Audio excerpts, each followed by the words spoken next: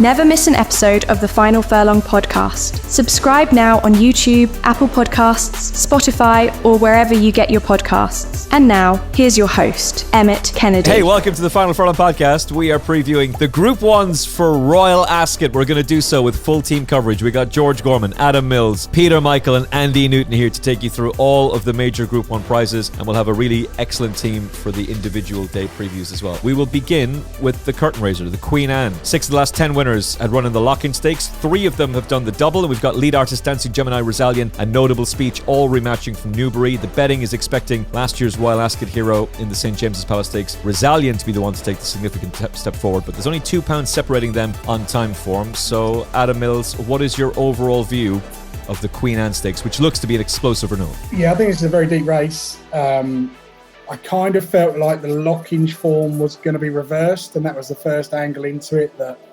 2 furlongs to run in the Lockinge, you'd be heavily punting that Rosallion and Notable Speech were going to go by. They were certainly travelling better, and they just both looked like they blew up. And he's probably no better than me, but I think I'm right in saying it's 13 of the last 19 were 4-year-olds. 4-year-old, yeah. So I think, something like that. And 4 or 5-year-olds have obviously got a great record in it. But I mean, most of the 4 anyway, aren't they? In this, so. Yeah, I think you really want a 4-year-old colt.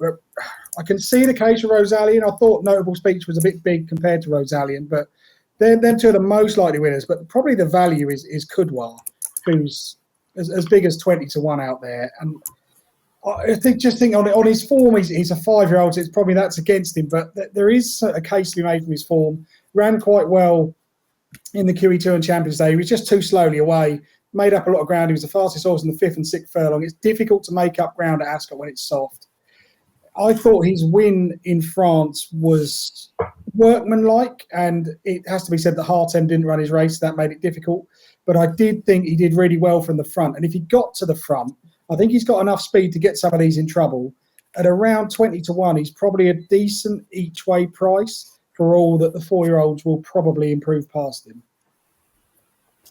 I'm very interested to know if a lot of you are going to go against that Lockinge form, because I don't think many of us are going to fancy lead artists to actually back up, or for that matter for Dancing Gemini to be the one to do it. But I wonder if that form is any good at all, really, and if we should be going for a new shooter. Adam wants to go for the 20 to 1 shot Kudwa. How do you see it, George? Yeah, no, I certainly wouldn't put you off Kudwa each way. Like, it's sort of similar angle to what I have on Rosallion. It's very, very lightly raced. But I think the St James's Palace win last year sort of sets the standard here. And I think he's got the most improvement coming his way out of the first 4 in the Lockinge. Like, he's only run 8 times over a 2-year period. Like, he's been brought along very slowly. He's a big horse.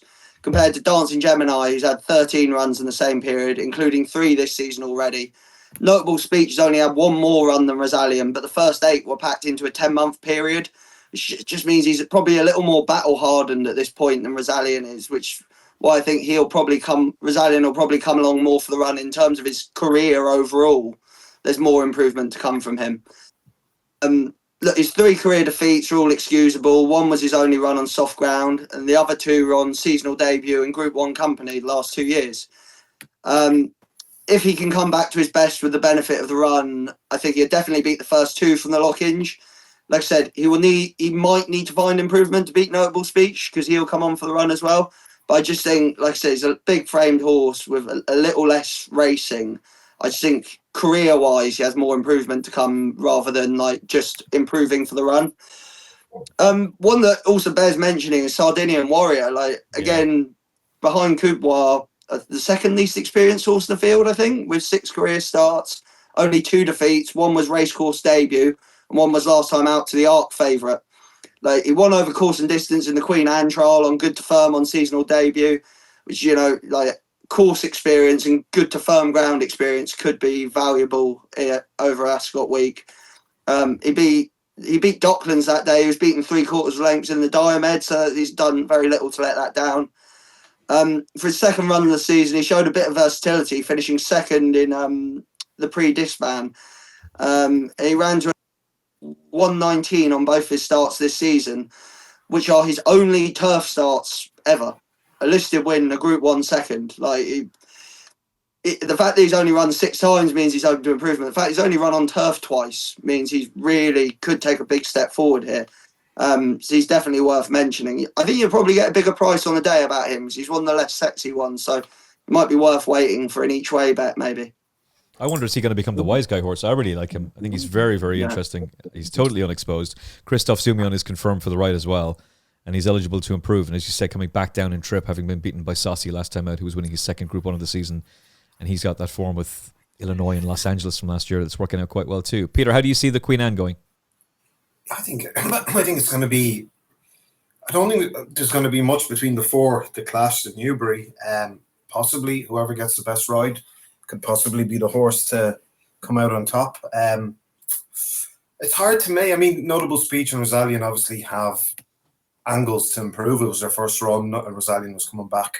What was his injury again? Does anyone know off the top of their head? Is it a muscle injury? Muscle. Okay, I'm not sure. I can't remember. But anyway, so they obviously have, reasons to improve. I mean, Dancing Gemini had ran a couple of times before that. Lead Artist had ran once before that. So I'm not 100% sure what to make of, who I'm going to fancy to come out on top. But to be honest, I'd probably be going for the horses that came first and second, Lead Artist and Dancing Gemini. I fancied Notable Speech for this last year, and he was woefully disappointing. Charlie Appleby couldn't put his finger on it, and I still don't know why he ran so bad. So that's something I have in the back of my mind for him. And Rosallion's coming back from some sort of an injury. I can't remember what it is, as we said. Respiratory infection. Yeah. So all these things take toll. I've learned as being an owner, all these things can, more times than not, take a toll on horses, and sometimes they're never the same again. Now, I'm not saying that's the same with Rosallion. He's come out and he's ran a cracking race. He's only beaten 2.5 lengths, against decent enough horses. So, we'll know a lot more where he stands after this race. But, as I said, I think whoever possibly gets the best ride, sometimes horses can be short of room turning in an Ascot. Is this a straight mile? Yeah. Sorry, I should have. Yeah. It's a straight. Okay. Then I'll take that back. I'm going to probably go with Lead Artist to come out on top again. I mean, he was that Dancing Gemini went by him, and he battled back. Rosallion and Notable Speech, whilst they weren't beaten too far, they never really looked like winning. I know Adam said they travelled well, but so did Dancing Gemini. He travelled equally as well. So look, I think it's going to be a very, very tight race, but I think the straight mile at Ascot, it's a bit stiffer than Newbury Mile. I think that'll suit Lead Artist. And I wouldn't rule out Goslin's other one in it, as George is mentioning, Sardinian Warrior. He's kind of a hard one to get a grip on because he's kind of progressed, and he ran a nice race last time in France. But yeah, I'll go with Lead Artist. I think possibly in a tactical race, he could be the one to come out on top for Colin and John Gosling. He's going to get Colin Keane for the first time, and it's going to be a big week for Colin, obviously, with his new position as the leading rider for Juddmonte. Andy, I'm not so sure about this Lockinge form at all, actually. I think I want to go with the new shooters. I'm pretty certain Rosallion is the one who will come forward most, but he needs to be ridden. Okay, it's hard to make all the running on the straight mile at Ascot, so he should be ideally suited to how the race is going to pan out. But it's his second run of the season. Maybe he improves enough to go and win. But he won an Irish 2,000 Guineas beating Hatem, who wins the Jersey. That was an awful race. River Tiber was third. He did nothing afterwards. He then misses the Sussex Stakes. He wins the St. James's Palace Stakes in between that. He beats Henry Longfellow. Oh, he did nothing afterwards, including bombing out in a Sussex Stakes that Notable Speech wins. Notable Speech, that was the worst running of that race I've ever seen. And he couldn't win a Breeders' Cup Mile or a Group 1 in France, where his ownership companion, the French Trade One, made all the running. I don't know if any of these horses are that good. If you can't win a Breeders' Cup Mile, how in the name of God are you going to win this race? I'd be much more interested in the new shooters. Sardinian Warrior dropping back down in trip, having beaten Docklands last time out, has franked that form. Saucy's already a Group 1 winner this season. And why is nobody talking about Diego Velasquez? Has this horse lost a leg or something? There's very little between him and Dancing Gemini in the Futurity Stakes on ground he would have hated. There's very little between him and Dancing Gemini on the French 2,000 Guineas last year. Again, probably ground he wasn't ideal for him, and it was his first run of the season. They tried him as a stayer. They tried him in the French Derby. That didn't work. They backed him into 2-1 favourite for the Ascot Derby. They came out of the 7 Stakes. He blew out spectacularly. Dropped him back to 9 furlongs, bolts up, thrashing a Dermot Weld filly who wins her next start. He beat her by 7 lengths. Then he wins an Irish Champions weekend. The Ger Lions horse comes out and wins afterwards. He was headed to the Cox Plate. He was headed to the Breeders' Cup Mile for various issues, veterinary scratches. He doesn't make either of those races. The thing that concerns me is he's race fit, but Circus Maximus won this unstable debut, seasonal debut, I should say, for Aidan O'Brien a couple of years ago. He's 16-1, Andy. I'll take him, thanks very much. He's 2 brothers who've both won at Royal Ascot. He's got Point Lonsdale who won the Chesham and Broome who won the Hardwick Stakes. And this fella's an out-and-out miler who's bred to improve with age. 16-1 about Diego Velasquez. Thank you. Yeah, it's big price. I agree. I mean, obviously, Ryan's going to ride that. Yeah, I mean, has to. It's interesting you say that because I can't help but notice Dancing Gemini and Diego Velasquez are both not jocked up currently. Yeah, that makes me wonder. That's what I was sort of coming to, because obviously Ryan rode Dancing Gemini last time, and probably, I don't know, if he had the pick, he'd with it, wouldn't he? But obviously, the Coolmore might hold the aces with Diego, and then that will probably bring the price in, like you say. I mean, it's 16-1 now. So if you are thinking of siding with Diego, now is probably the time. If Ryan does get on it, it'll probably be half that price. But yeah, I mean, look, it's the Lockinge rerun, isn't it? As you say, I mean, look, I think it has thrown up. I think 12 of the last 23 winners of this race ran in the Lockinge. Like you said, there's been Palace Pier, Bide, Ripchester, and Frankel obviously did the double as well. So it has thrown up a lot of winners of this, and I don't know, course sort of form at Ascot is probably just worth mentioning, because Dancing Gemini 2 runs at Ascot and they've been pretty poor, 4th and 5th. Yeah, never run at Royal Ascot. Lead Artist has never run at Ascot either, but we think the straight mile will probably suit that more than any of the others. Obviously, we know Notable Speech bombed out, last year in the St James's Palace. So I know that was over the round course or whatever, but there's question marks over that with the course as well. And we know Rosallion did win at Royal Ascot last year, but that was over the round course as well. So there's just lots of ifs and buts around the course as well, isn't it? So probably Sardinian Warrior, course and distance winner. One of the only ones, I think, in the race, actually, isn't it, with the Crisford horse? So there's probably something to go on there. But it is, you can just literally sort of make cases for pretty much all of them. I think I'm probably going to, out of the sort of 4 main big guns, if you like, Dancing Gemini, I'm just going to put a line through, only because I think we mentioned it last time in the Lockinge, 0 from 5 at Group 1 level. It's just sort of threatening. It's just threatening all the time. And last time, he must have traded short in running, and then Lead Artist obviously battled back really well, and that would be the issue again. I think if it gets into a battle up the straight, that it might just down tools. Notable Speech, same, inconsistent, isn't it? Really, 1 win in 5, can't really have that, especially after last year's flop at Ascot. So look, Rosallion's probably the one that's going to improve the most, but then 1 run in the last year, I don't know. So it's probably. Sardinian Warrior probably just looks the each way value at the moment. You're probably just going to have to side with that. But I think a lot's going to rest on once we know what Ryan is going to ride, and then we can make some sort of more judgment calls on that, really. But yeah. Well, just to say that I don't think we should rule out Lake Forest. And also, as Andy stated there, I got the race Notable Speech running last year wrong. So apologies about that. But that Lake Forest could be an interesting one going up to a mile. I mean, I remember 6 furlongs in England, and he'd be flying at the end, always a bit of pace flying. And he won a race at the back end of last year, over 7.5 furlongs. So obviously, I think they brought him to France this year, probably just to prep him for this race. So he could be one that could outrun his odds as well at a big price. Yeah, just briefly on him, Adam. So as Peter said, he went to Australia. He beats Lazat, who you're going to talk about later on, is potentially unbeatable. Spoiler alert. But most importantly, he does have Ascot form. He was second to Inishirin in the Commonwealth Cup over 6 furlongs last time, and he shapes as though he's a horse who will appreciate going up to a mile. Is this going to bring out the best in him, do you think? It might do. It might do. It's certainly possible. The Australian form is solid. For me, I'm just a bit concerned about the French run. That would put me off a little bit. I'm not sure getting beat by Top Gear and Sajir is enough to make me think you've got the ability to improve to win a Queen Anne. But then you also have to kind of factor in that, if he's been around the world, it's going to take him time to adjust. It's difficult to go Southern Hemisphere to Northern Hemisphere again, but it wasn't on my radar purely because I didn't think the form in the Prix de Palais Royal was that good. But we shall see. I mean, if he takes a step forward, he'd have every chance of getting in the frame.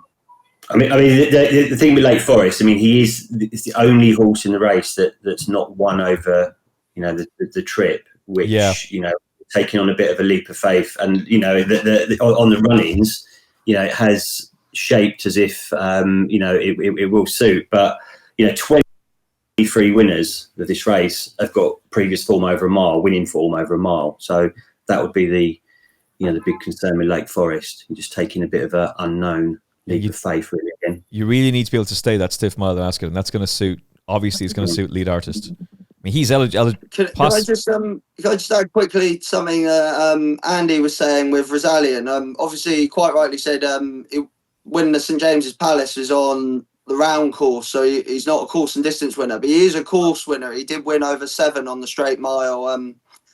The Henri Stakes, is it, that listed race they run in July? Mm-hmm. So he has done most of the straight mile. It's just worth noting. You're looking at it, going, he won't like the. Yeah, he hasn't won over course and distance. Do you remember who he beat that day, George? Yeah. Al Musmak. It's right in front of me here, so I'm cheating. No. You've missed. In third was Ancient Wisdom, in fourth was Alien Abbey, in fifth was Dancing Gemini, and sixth was Sunway. What a race. Yeah, it's not bad, is it? It's all right for him. Okay, let's get your 1, 2, 3. I won't ask you for every race, but I do want to ask you for this because we've got the entries at least. Now, I am asking you for your 1, 2, 3. In order for this to be classified as a TriCast, it must be in the exact right order or it doesn't count. Unless you say combination TriCast. All right? Yeah. That Blake is around there spoofing that he got a TriCast. That wasn't no TriCast, son. You put that down on your docket, it's a loser. Congratulations to Kevin Blake. That was unbelievable. And anyone, as much as I like a lot of the banter on X, anybody who tries to take that away from him, that's just mean. That's just real mean to be trying to take that from him. That was an insane tipping performance.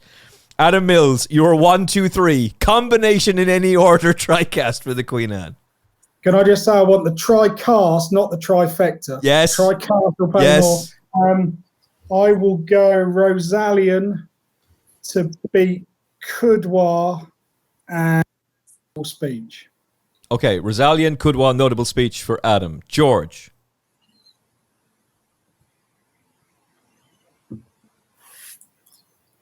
To be frozen. Peter Michael, you're Rosallion to beat lead artist to beat Sardinian Warrior. Rosallion, lead artist. Why? What have I done? Sardinian Warrior. Okay, Rosallion, lead artist. Sardinian Warrior. No, you're okay. Peter, you're 1, 2, 3. You see, it's obviously it's tricky because it's going to be very little to choose between those 4. I'm going to go lead artist first.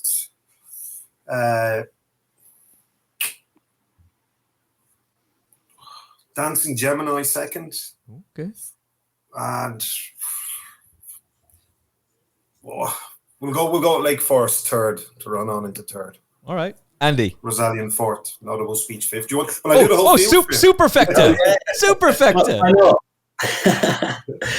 You won't get paid out. There'll be a cap. With my one, it would be a trifecta, not a TriCast, because I think that might pay more because the odds are so short for those selections. Okay. The pool will pay more. All right, bit of a Whirlpool plug there. So okay, Andy. No, I'll go very similar to George with Rosallion, Sardinian Warrior second, and did you say lead artist, George? I'll go third. I'll go third. All right. So what's that? 10, 11, 7. Okay. Sardinian Warrior beats Diego Velasquez beats Rosallion. Sardinian Warrior, Diego Velasquez, Rosallion. 1, 2, 3. All right. There you go. That's the Queen Anne. Done and dusted. Second Group 1 is the third race on the card on the Tuesday. It's the 5 Furlong King Charles III Stakes. Group 3, it will be live on TalkSport 2, as will every race across the entire week, and will all be part of the broadcast. We're looking forward to it. Believing is the market leader at 9-2.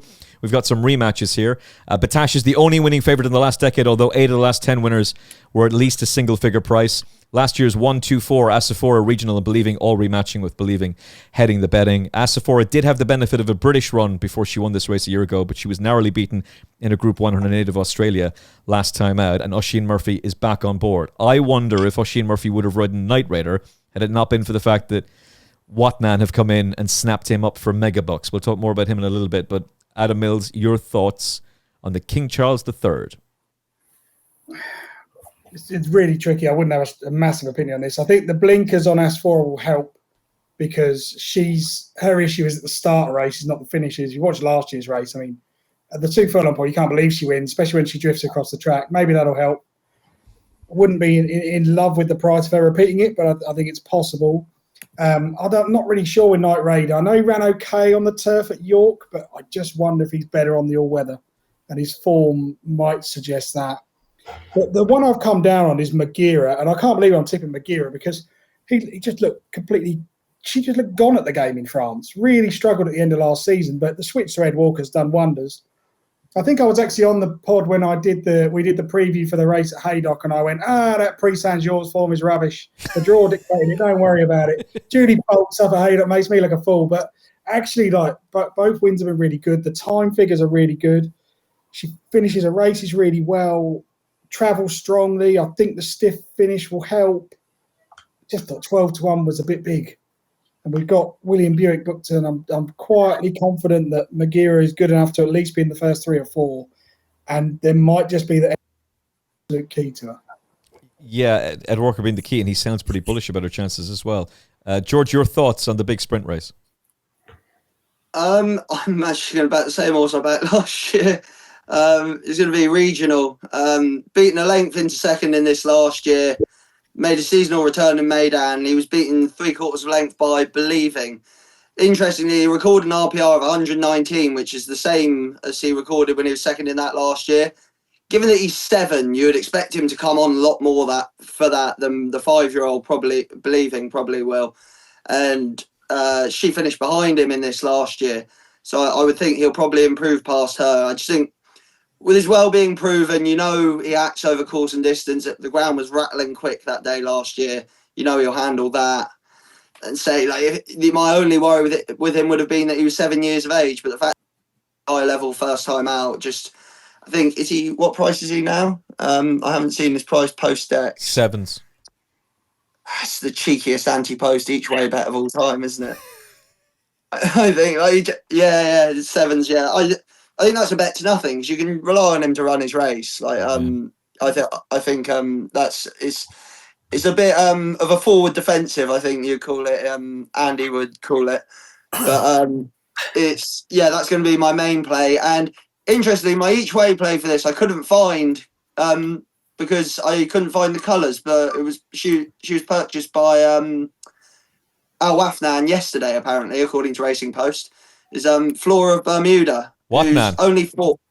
Wafnan, yeah. What did I say? I said Wafnan, didn't I? She matched her career best, which was her half-length second in the Champions Sprint last year on soft ground when running to an RPR of 116 on her seasonal reappearance on Good to Firm. So that gives me a bit of...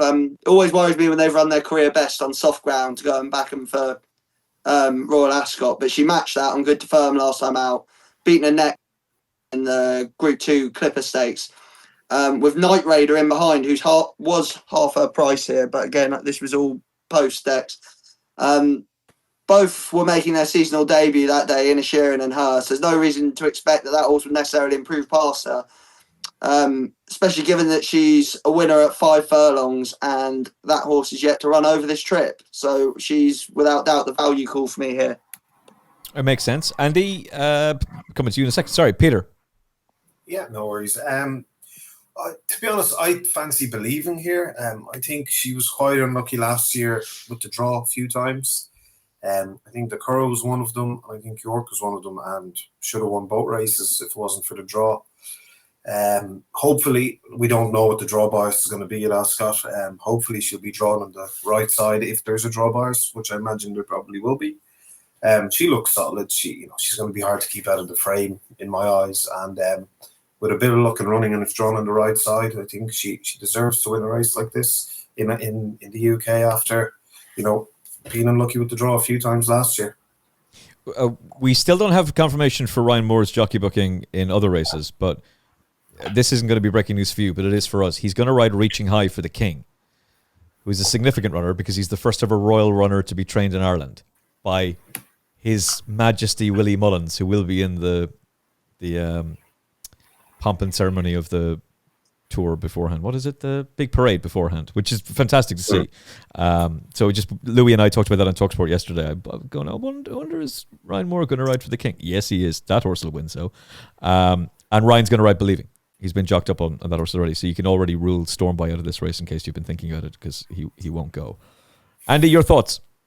The Royal Procession. Royal Procession. Yeah. Thank you. Yes, look, we know Ryan's going to be riding Believing here as well, don't we? That's been confirmed as well. The draw, look, if you want a bit of the draw 9, 11 and 14 have been placed in this race, 14 of the last 17 run-ins. So once we do know the draw, that could play a bit of a part. If, a couple of them are semi-big prices for whatever reason, they have done well hitting the frame. I think 3 of the last 7 winners have come from stall 10. It's the old magic 10 again, like in the Derby last week. So we'll find out once we know when they've been revealed, early next week. And it's a bit, like you say, it's a bit of a rerun of last year, isn't it? As for and Believing, and like George said, I think Regional is probably the each-way scumbaggy bet. Looks certain to sort of get in the top 3 or 4 if you can get a bit of an extra place somewhere shopping around. And I do agree with Adam as well with Magira, just for whatever reason. Ed Walker seems to have found a bit of the key. William Buick's booked again, he's 1 from 1 on it. And I just think, she gets £3 allowance as well, and she being a mare, so that could be significant. Night Raider, I don't think it's ever run over 5 furlongs, is it? No. So that would be my issue with Night Raider. And as Adam said, probably better on your weather. So look, Regional and sort of Magira, they're the sort of scumbaggy ones. But yeah, once we know the draw, that's going to help as well. So if any of them 2 get 10, we are flying. At the bigger prices, I think American Affair is interesting. It's 16s. Didn't get a clear run last time out at Haydock. I think he's progressive. He's interesting. Not sure he'll win, but he's certainly a horse who could place, and he could be interesting for the exotics. I thought Asterius was very interesting for Archie Watson, especially if Holly Doyle rides. Her record is 4 wins and 3 seconds since 2020 when teaming up with Archie Watson at the Royal meeting, and James is already going to be on Night Rider. So if they run, Archie Watson is also responsible for the only 3-year-old to win this in 15 years in Bradsell, and it's now 17 years. So him coming back with a horse who's got top-class juvenile form. He beat Big Mojo in a Group 2 at Doncaster and then wasn't beaten far in the Breeders' Cup Juvenile Turf Sprint at Del Mar when he was short of room towards the end of that race, and Magnum Force turned the form around with him from Doncaster. He needs to take a big step forward from his seasonal debut, but he can do that, and he was sent off favourite that day. He's 40 to 1. Getting all the weight for age allowance, I thought he was another interesting one. Night Rider will blaze a trail and win. The work's been done for you. What men have gone and bought him. That's it. It's sorted. James Doyle's going to go out and make all the running. The thing that really stands out to me about this horse is they're running him over 5 for the first time. But I asked Carl Burke about him after his seasonal reappearance at York, and he told me that Oisin Murphy's comment to him was, drop this horse back to 5 furlongs and they won't see which way he's gone. He'll win. And the money continues to come from him. So I really like Night Rider in this race. I think he's going to be very, very hard to beat, assuming he gets a good draw. So you're looking for a draw around 7 to 12 by the sounds of things there from what Andy was saying, in and around that area. But that 10 would be ideal, obviously, but in and around there, I think 8 to 1 is fair. Race of the day, feature race, is the St. James's Palace Stakes. We will have the 2,000 guineas winner and the second against the Irish 2,000 guineas winner rematching, and the French 2,000 guineas winner thrown in for good measure as well, as Field of Gold is the odds-on favourite with the man who partnered him to classic success at the Curragh, Colin Keane, back on board. Ruling Court will be partnered again by William Buick, having skipped the Derby. He would have been fired up for that race. Is he going to be okay a week and a half later? We'll see. He's 11-4. And then the French Classic winner and Breeders' Cup Juvenile Turf hero, Henri Matisse, is 4-1. It's pretty much whatever price you want about the rest. Shadow of Light will go for the big sprint race. Adam Mills, who is going to take the clash of the classic winners in the St. James's Palace Stakes? I think Field of Gold or reverse form are Ruling Court. The bend will probably help Ruling Court a little bit more than would Field of Gold, but I still think it's very hard to imagine you've been trained for a Derby and you're suddenly going to drop back to a mile. And I think, as much as I like Kieran Schumacher, he just balls it up in the Guineas. And he probably was on the best horse and didn't win. But I just think 2000 Guineas form is being overlooked slightly.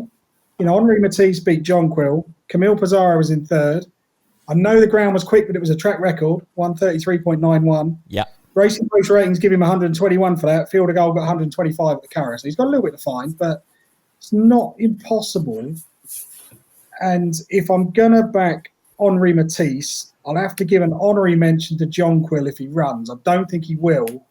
But if Jonquil did run, I'd probably back him to fill the forecast place just in case, because I think actually that French Guineas is pretty strong form. What happened on the day is there was all that ridiculous drama with the French 1,000 Guineas in Zaragoza, and it all got overlooked, actually, the performance of Henri Matisse. Yeah. So I just think he's a little bit too big. I think I'll take a chance. If I get beat by Field of Gold, so be it. I completely agree with you. And going around the bend at Ascot's going to suit him as well. And I just remind everybody of what Aidan O'Brien said about Henri Matisse on the Breeders' Cup special of the Final Furlong podcast last year. I was asking him, what's the decision-making process here of bringing him over to America? And he said, I don't even think I'm paraphrasing. I think this is actually a direct quote from the best trainer in the world. He said, well, the reason we're going to bring Henri Matisse to America is because we think he'll enjoy the experience, but also running around a bend on fast ground at Del Mar might just knock some of the nonsense out of him. And that's exactly what it did, because he threw away the Vincent O'Brien National Stakes against Scorthy Champ. He was by far the best horse that day. And then the soft ground just bogged him down when Camille Pizarro beat him in the Prix-Jean-Luc Lagardère. But he was good on his comeback, much the best, I thought, in the French 2000 Guineas. I think he will win, George Gorman. Yeah, similar to Adam, really. I'm of the opinion that Field of Gold, but only slightly different. I'm of the opinion that Field of Gold was the second best horse in the English Guineas behind Shadow of Light, but that's a conversation for later in the programme. And I can't really see how he finishes behind Ruling Court here. Like you said yourself, especially given that horse has been trained for the Derby rather than this. Yeah. The thing that worries me with Matisse is, again, similar to what Adam said, he ran to an RPR £4 below Field of Gold's Irish Guineas, and everything went right from that day for me. Like, he needs a real strong pace to run at. I say, whereas Field of Gold did, to be honest, didn't actually, like, sitting out on the wing on your own isn't ideal. Like, plenty didn't go his way, because I think Colin Keane was at pains to basically to not run into traffic, to not have a repeat of the English Guineas. So he didn't race in the most efficient manner and yet produced a much higher RPR than Henri Matisse, whereas everything went right from Henri Matisse and he was still below that level. In terms of each way plays here, I'm really struggling. I would have fancied Cosmic Year or Hot as Hell, and neither of them are there. So Cosmic Year would, if they have a rematch, Cosmic Year will get a lot closer to Field of Gold in the future. Like, he was only having his fourth start in the Irish Guineas. And it was his first attempt in group company compared to Field of Gold's fifth. And he gave him a big old head start. Like, that's a horse I'm really going to keep an eye on for the rest of the season. But no point talking about him here because he's not here. But yeah, Field of Gold. We might be talking about him later in the week because he's probably going to run the jersey, I would imagine. Peter Michael, your thoughts? Yeah, great race to look forward to, lads. Like Adam said, like in my eyes, and I think in nearly everyone's eyes, Field of Gold should have won the Guineas. And he went on. Now, the one thing I'd say about that run, when he went to the Curragh, obviously he was extremely impressive. Scorthy Champ, I know Scorthy Champ was having his seasonal debut in Newmarket, but he was beaten 7.5 lengths. He was beaten 7 lengths basically by Field of Gold at Newmarket, and he was beaten less at the Curragh. So Scorthy Champ closed that by about just under a length. So if you want to take that to par, you know, Field of Gold hasn't really ran a whole much better at the Curragh than he has at Newmarket. But then we also have to factor in that there would have been some sort of improvement for Scorty Champ for his first run of the season, even though it was the Guineas. Look, I still think Field of Gold is the one to beat, and he's very solid. I like Henri Matisse. He's a horse I really like. I actually thought he might make a decent sprinter this year, but obviously we're not going to get to see that. And his run style is very interesting. He's never going to win by far. He's always going to be ridden to pound slate.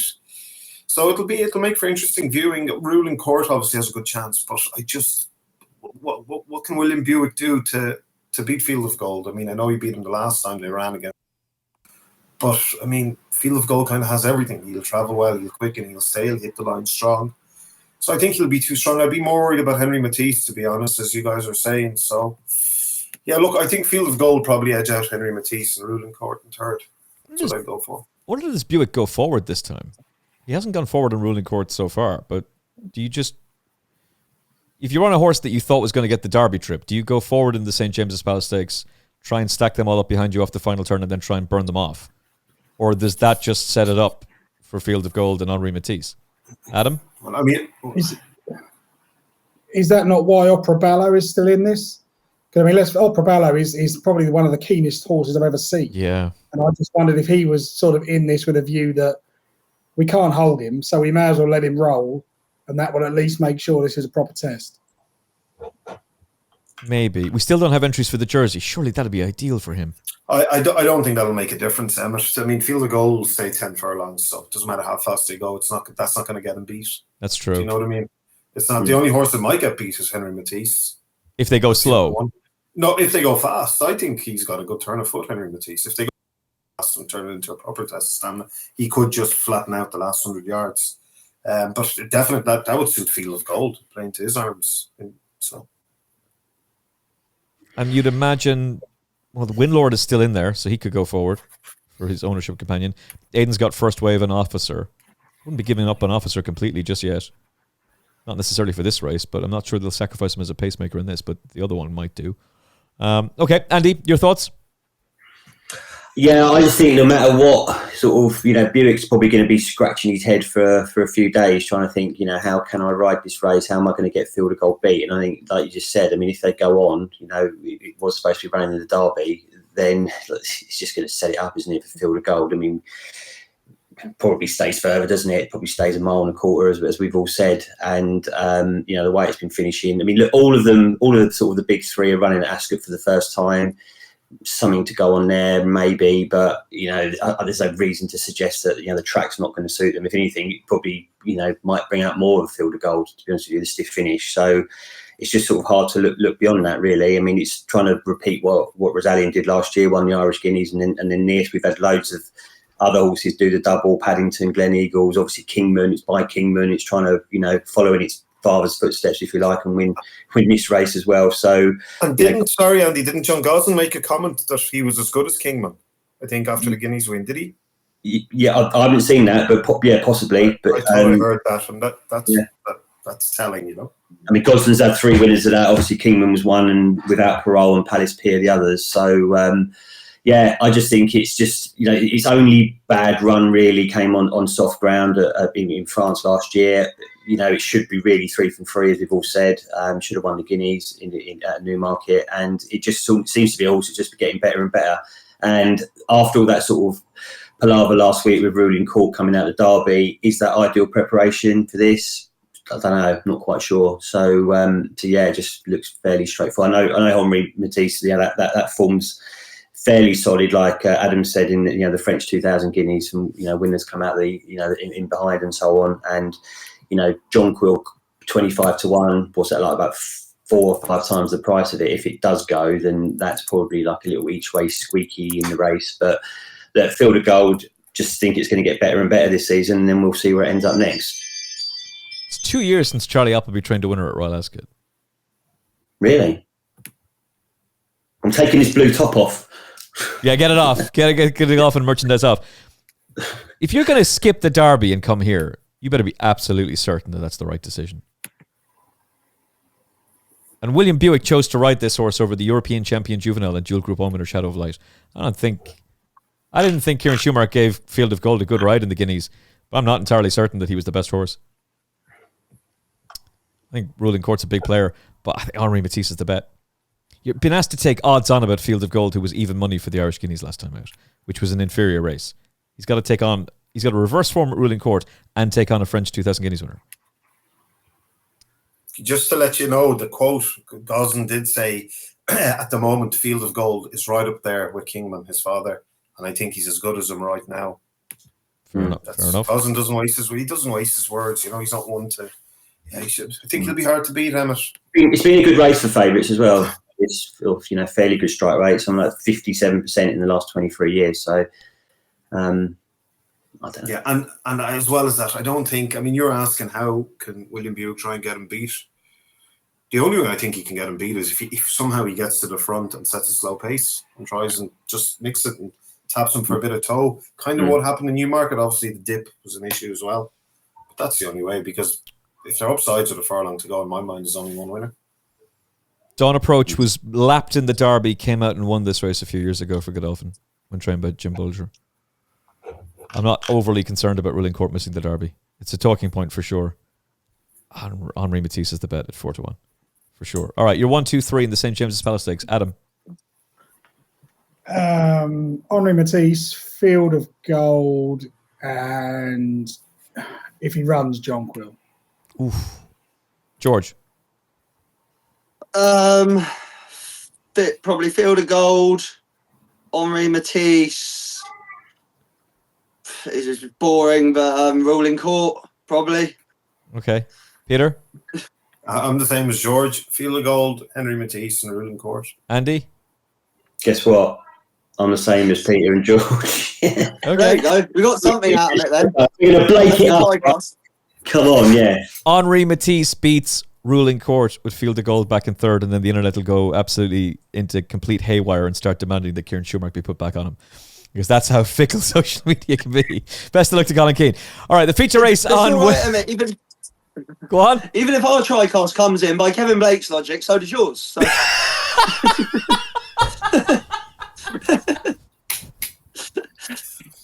Very good, George. Very good. Everybody gets paid. It's not the order, it's just the fact that you had him on the list. It's still sensational tipping, like, my God. But yeah. If you tried to get paid by a bookmaker, they'd be laughing at you.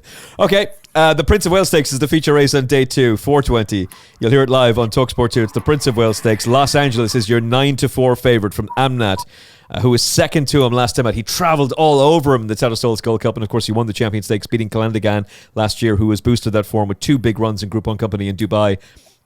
And last week at Epsom, he's 7-2. Map of Stars for the French, 9-2. Ombudsman, who looks Group 1 material, is an 11-2 shot. White Birch needs to reverse form at Los Angeles, not once, but twice, 8-1. And then Factor Cheval and Poor El Continuous, one-time St. Ledger winner, now pacemaker, 66-1 to set it up for his stable companion Los Angeles.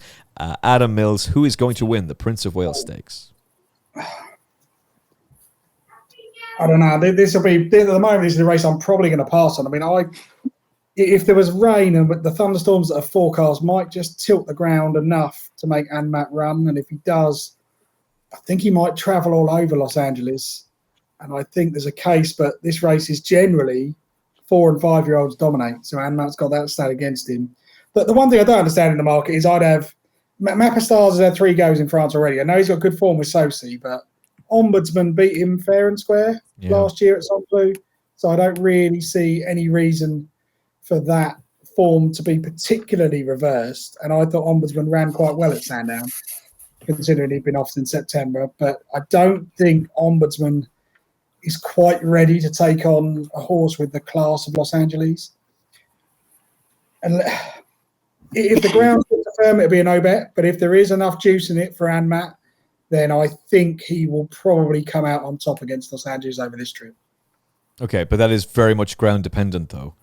I'm pretty certain he won't run if it's good to firm.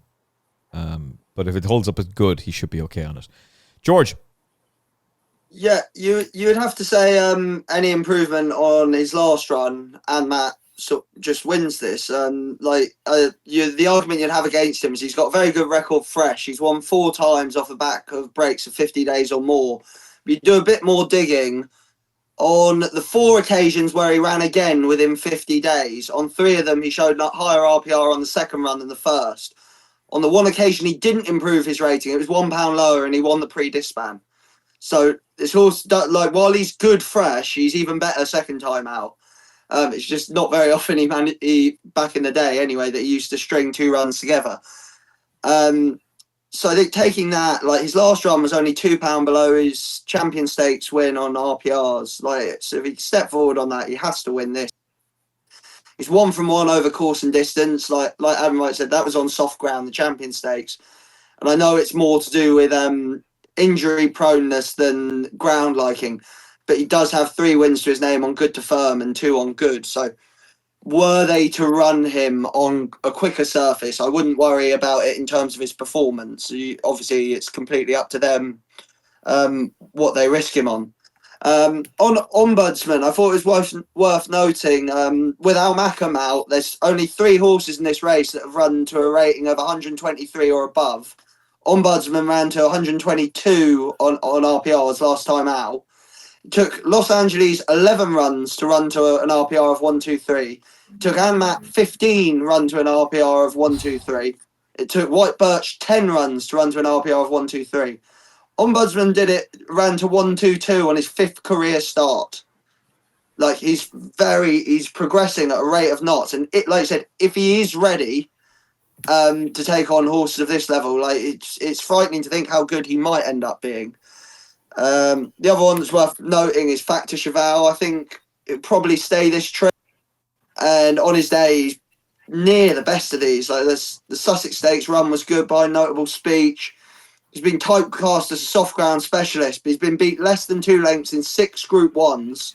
2 of them were on soft, 2 came on good to soft. 1 was on good and 1 was on good to firm. So I don't really think there's much in that. He was only 6th in this year's Dubai Turf, but he was only beaten 3 1/4 lengths by Romantic Warrior, who's rated 127. So there's not too much wrong with that. And it was only £4 shy of his best on RPRs. I think a replication of that effort could see him place at a massive price. Do you know who beat Anmaat on debut? No, you're going to tell me though. Rebels Romance. And back in 4th place was Champion Stakes winner of 2022, Baybridge. Only separate 2. If you look through his form, it's littered with big names. It's unbelievable. Even back in the day, yeah. It's unbelievable. But to have 2 Champion Stakes winners come out of the same novice race 3 years apart is ridiculous. Not to mention the fact that the race is won by a dual Breeders' Cup Turf hero. Peter Michael, your thoughts on the Champion Stakes? Yeah, very interesting race. It's funny in a way because Los Angeles is the horse to beat, but I don't fancy him, if that makes sense. Why?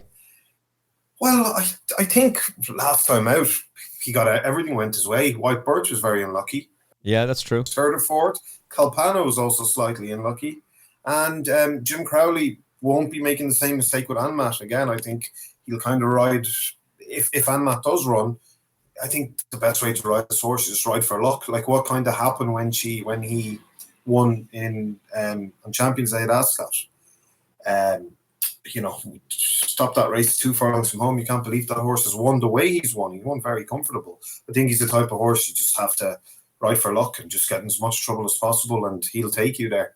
So the reason I say Los Angeles is the one to beat, because Ryan's going to ride his race. He's going to try and wind it up, and obviously he's a horse that keeps finding. But is he a proper top Group 1 horse? He's not, in my mind. Now, I know he's won a Group 1, and he probably will win more, and there's every chance he could be a better 4-year-old and 3-year-old. But I do think he's definitely beatable, and I think something will beat him. If Anmaat runs, I think he's probably the one to beat him. I think Jim will probably just hang on to him a bit longer this time and, try and produce him as late as possible. And if he does run, I hope he tries to get him in as much trouble as possible till as late as possible. And I wouldn't be surprised if White Birch finished ahead of Los Angeles. And I know Los Angeles has beaten him twice this year. First time out, only God knows what level of fitness they turned up at. Nobody knows. But just going on the running last time in the, what was that? It was with the Gold Cup. Towsell's Gold Cup. Watch the race again. You could argue White Birch could have won that race. He was given a very poor ride by Colin Keane, which is unusual. He rarely makes a mistake. But yeah, that horse had nowhere to race, basically. Now, whether on the season debut, he did challenge Los Angeles, and it kind of looked for one stage he'd go by, but as we know, Los Angeles just keeps finding. again, we don't know the level of fitness. But I definitely wouldn't have one at 9-4 and one at 8-1. I mean, that's just wrong.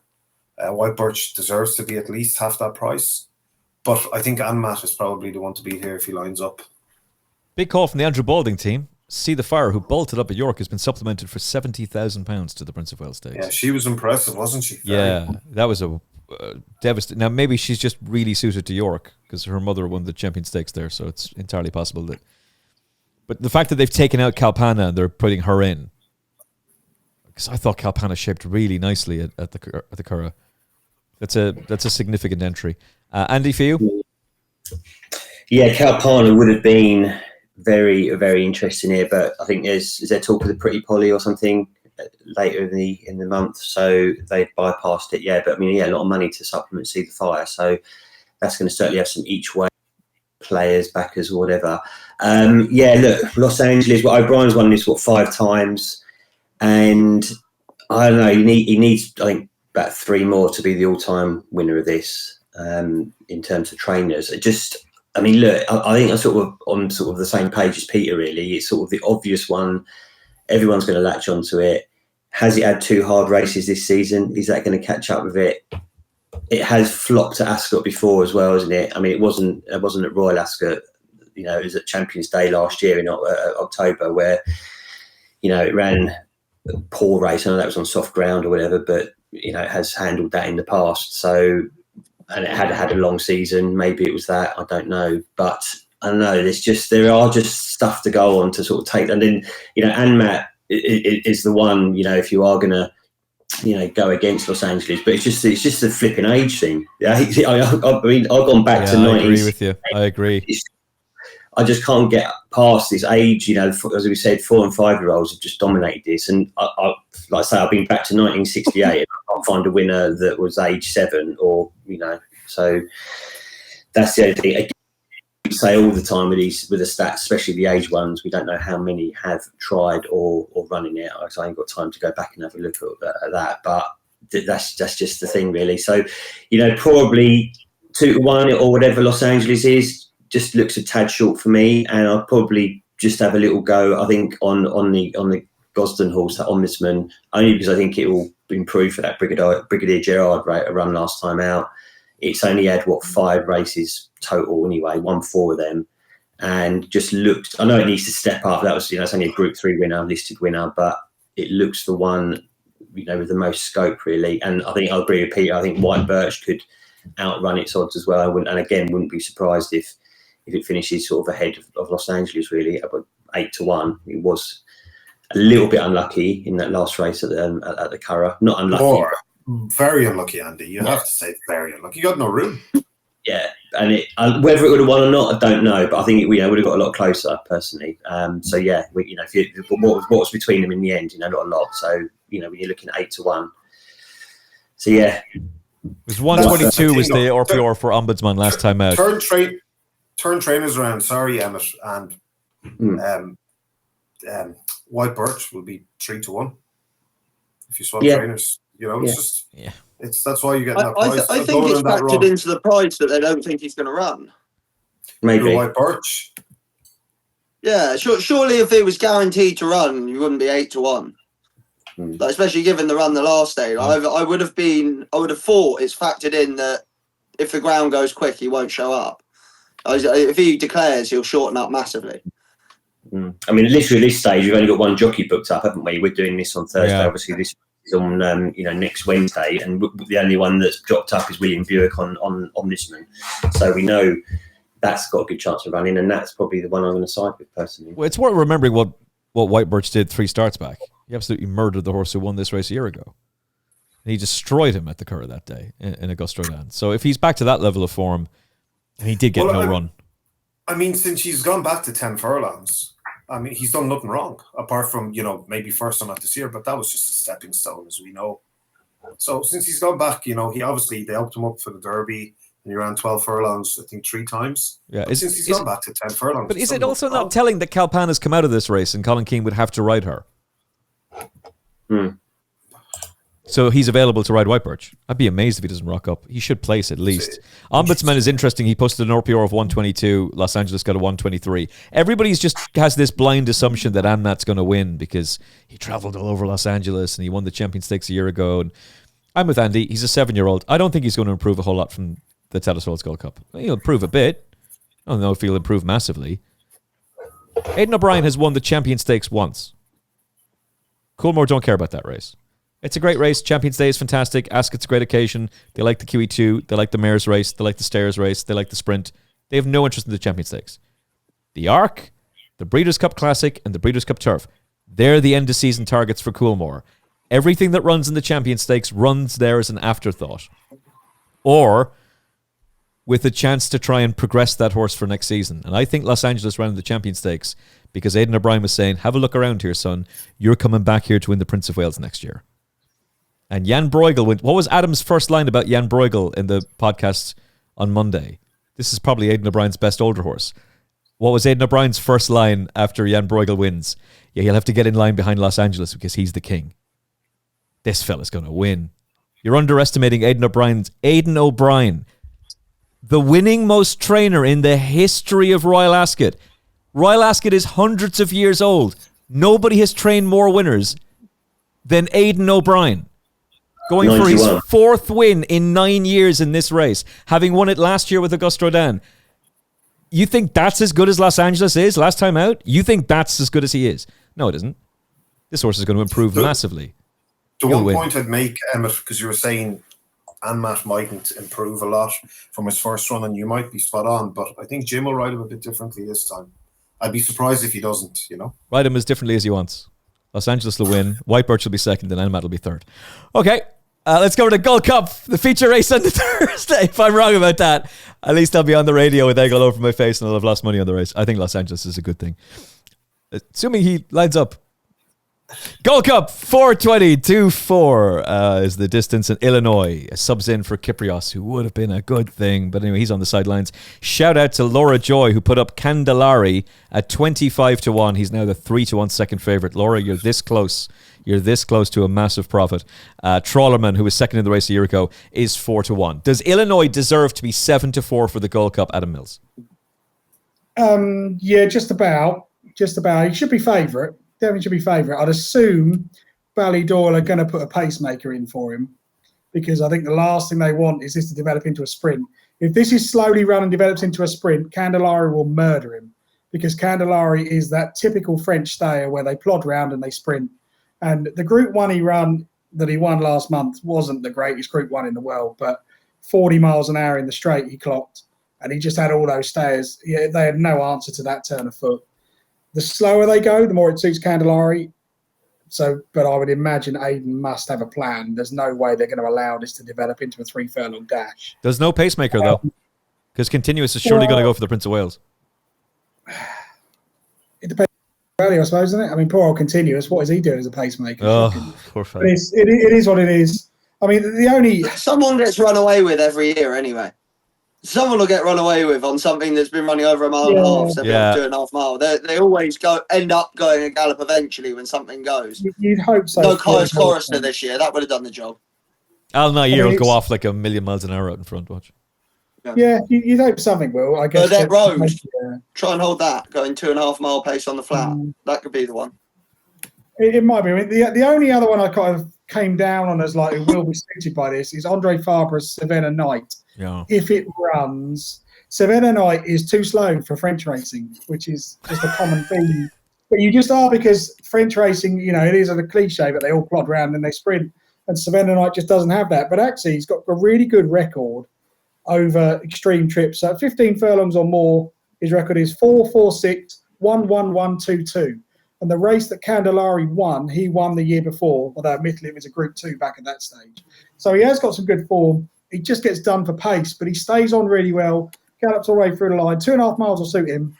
He can't win. He's just too slow. Miles, I think he's too slow. I don't think he can win, but he might be one for sort of your full cast, tri-cast, Kevin Blake exotics that people like to play. My only plan for this race is just to sit, and if there's no pace, I'll just press up on Candellari. Is that what we call them now? Kevin Blake exotics? Did we just do that? I'd like to do one of those Kevin Blake exotics, please. Yeah, the one where I put on one stake, but it pays out no matter what order they finish on. And not actually back them yourself. Don't Tote do something like that? Is it Tote Swinger or something? 2 horses to be in the first 3 or something like that. Yeah, the Swinger. I think they might do something like that. Yeah. I assume he claimed credit for that as well, didn't he? So we're calling Kevin Blake a swinger. That's where we're going. Okay. That joke brought to you by George Gorman and only George Gorman. George Gorman takes full responsibility. I've never met the bloke. I'm really sorry. Actually, himself and Matt Chapman. You never know. Oh, that's you get that vibe off them, don't you? Only messing.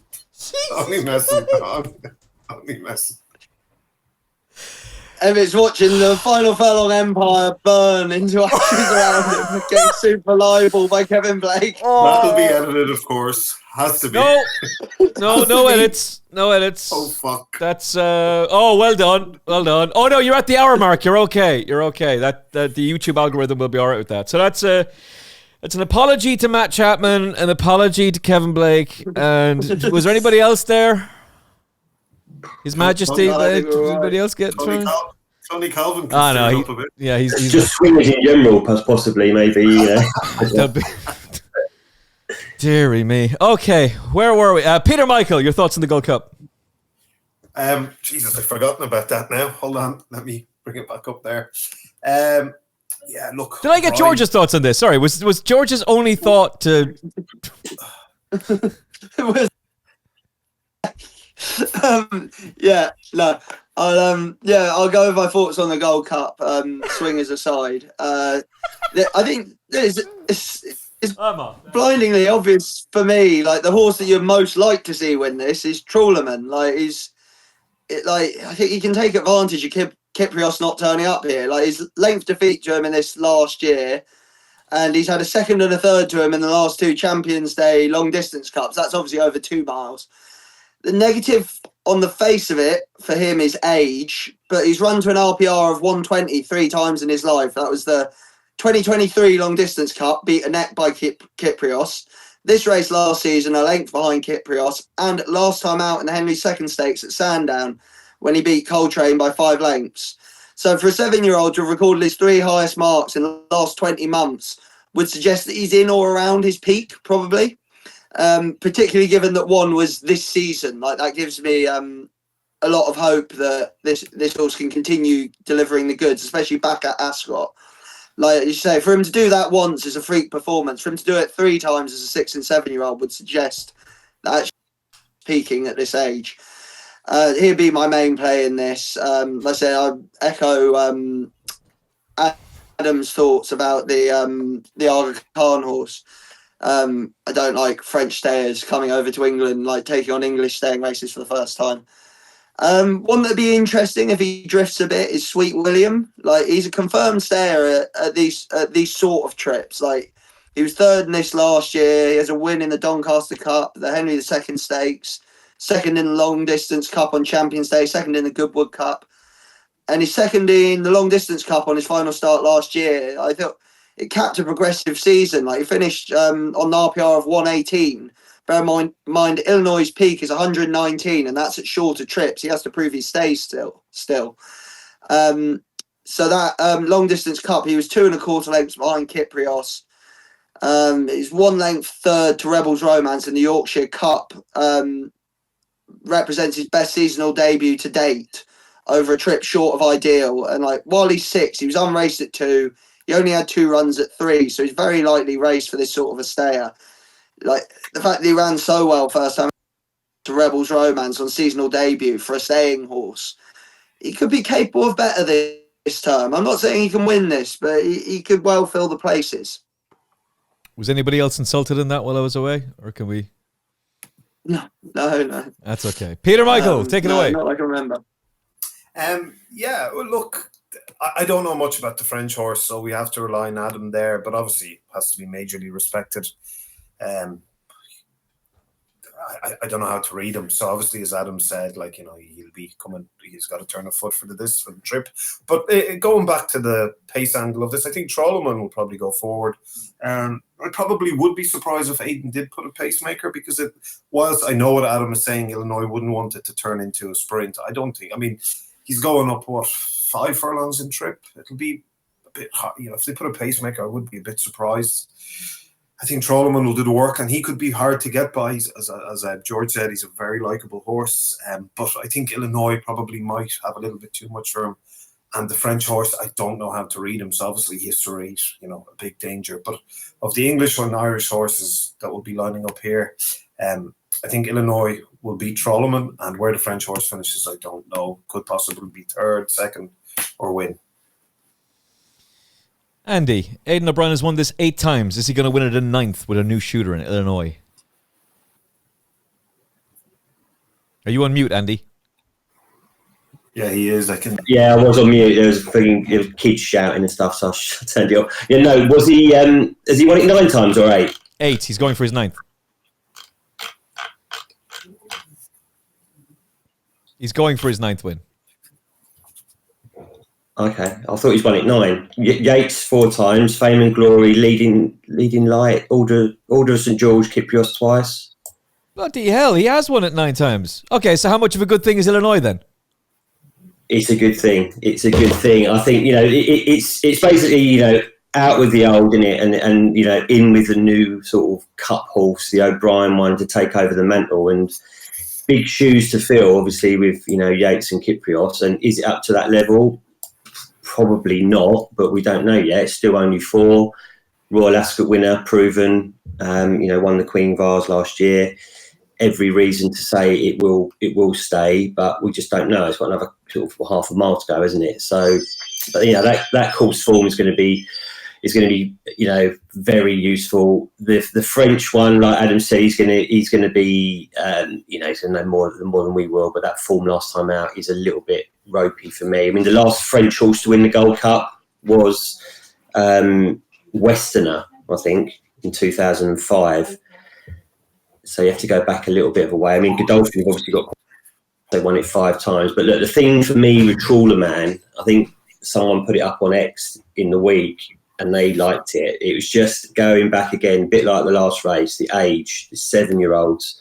And, you know, going back to 1930, we've only had 3, right? 7 or older. And 2 of them were Yates when he won it at 7 and 8. The other one was Drum Taps, who is a horse that used to have a bit of a biting match with another winner of this race, Arcadian Heights, over the years. But when this guy came back, he said, "Well, how many 7-year-olds and stuff have tried? You know, how many is to go?" And I went, "Well, Stradivarius. That's smart. That was 7. Got bombed out. Came 4th in 2021. Even came back as an 8-year-old, didn't it, in 2022 and." Came 3rd again, sent off fairly short prices on both times. So that would just Yates did it. The horse behind me did it, Yates. But Yates was Yates, the greatest of all time. Yeah, exactly. There's been 3 since 1930, and Yates has been 2 of them, basically, in terms of winning at age 7 or older. So, I mean, that's the sort of level of class you are. Is Trawler Man at that? I don't know. But great, is it? I mean, you know, after Kyprios coming out and so on. So that's going to be the one everyone latches onto based on, you know, coming 2nd last year. Sweet William, again, it's another one for the each-way players. I mean, its record at Ascot is actually quite good at getting placed. 2-3-3-3-2, I think it is, something like that. So, you know, never been out of the first 3, I don't think. But everything just comes back to Illinois, I think. I think just, you know, it's there for the taking, the new O'Brien Cup horse, if you like, and this could be the one, I think. And yeah, it's going to be a lot of people sort of banker of the meeting, or one of the bankers of the meeting. There's probably about 5 or 6 of them, isn't there, that's sort of around this sort of price. And Ladies' Day, I think it's going to be the one to beat, personally. Aidan O'Brien has won this 3 times with a 4-year-old. It'll be the 4th. Illinois will win. Like, you can overcomplicate your mind, but look at what he did last year. He won the Queen's Vase, and he won it pretty easily in the end. He stayed very well. They drop him back to the Grand Prix de Paris. He gets beaten 2 lengths by Saucy. He gets beaten in the neck by Los Angeles. He gets beaten in the neck by Jan Bruegel in the St. Leger. And then he rounds off his campaign after one of the hardest campaigns for a classic horse by winning on Arc Weekend and soft ground in a Group 2. where all he did was stay. Yeah, he'll stay. I'm pretty sure he will stay. He'll stay and he'll win. Yeah, I agree. I think it's an absolute good thing. Okay. Commonwealth Cup on the Friday over the 6 furlongs. Shadow of Light's going to drop back in trip, and he's the 7-4 favourite. It's for the European Champion Juvenile to be back in the winner's enclosure over a trip that will probably suit him best. He's going to have to face Babouche, though, who Colin Keane will be on board because it's obviously a Juddmonte horse. Gerald Lyon's looking for a Royal Ascot win, 9-2. John Quill's entered for this race as well. Then you got 2 from Aidan O'Brien. Whistle Jacket, who beat Ides of March first time up. Thought Ides of March shaped really, really well at Newbury in a race that didn't pan out particularly well for him. And he doesn't have to rematch with Symbol of Honour, who's ineligible as a gelding. But he did boost the form by winning next time out against older horses. Adam Mills, how do you see this race going? I think what he said, Charlie Apple hasn't won a Royal Ascot winner for 2 years. I think Shadow of Light is a good thing. I really don't want to take on Shadow of Light. I thought he was certainly the fastest horse in the Guineas, fastest top speed, fastest 6th and 7th furlongs. I just didn't think and his stride frequency was an average of 2.52. That would suggest to me that he's a 6 furlong horse. They were trying to stretch out to a mile. Back to stiff 6 furlongs. I think he's very hard to beat.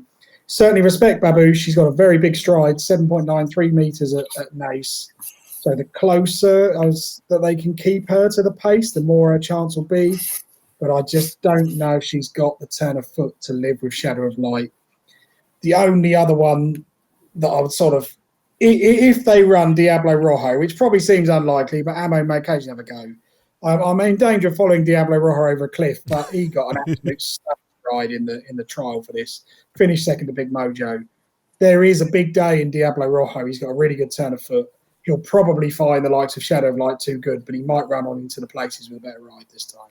But I'd be all over the favourite here. Yeah, isn't Shadow of Light just in a different league to this lot, George? Yeah, absolutely. Like I said earlier, I think he'd probably win the Queen Anne if he ran it as well. I think he sort of didn't stay, but he wasn't really necessarily ridden to stay. Like, made a big mid-race move, which I think probably took it out of him. But look, he was a fantastic 2-year-old, as we all know, like over sprint trips. Ran massive in the Guineas. Like for a non-stayer to run to an RPR of 120, like Jesus, he must be good. Do you know what I mean? Babouche's chance here is basically built on a 2 3/4 length defeat of Whistle Jacket last time, which might show that she's improved a bit, as it was a little further than she beat him last season. But Whistle Jacket's RPRs of 113 and 108 this season suggests if he's trained on, he's not trained on much. Plus, Shadow of Light beat him by 4 lengths in the middle part last year without breaking a sweat. Yeah, I just think Shadow of Light just can't be beat here. But you're right, mention Ides of March. I think we were all on him on the podcast last time out. Like, he was a Group 3 winner at 2, ran reasonably in Breeders' Cup Juvenile Turf.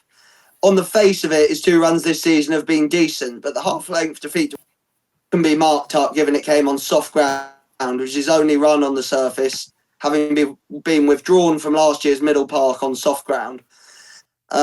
Equally, like you were saying last time, he was drawn on the opposite side to the winner, made a huge, really eye-catching mid-race move to take up the lead, and just ended up, he ran so well, he had nothing to run with, whilst the third horse carried the winner to the front.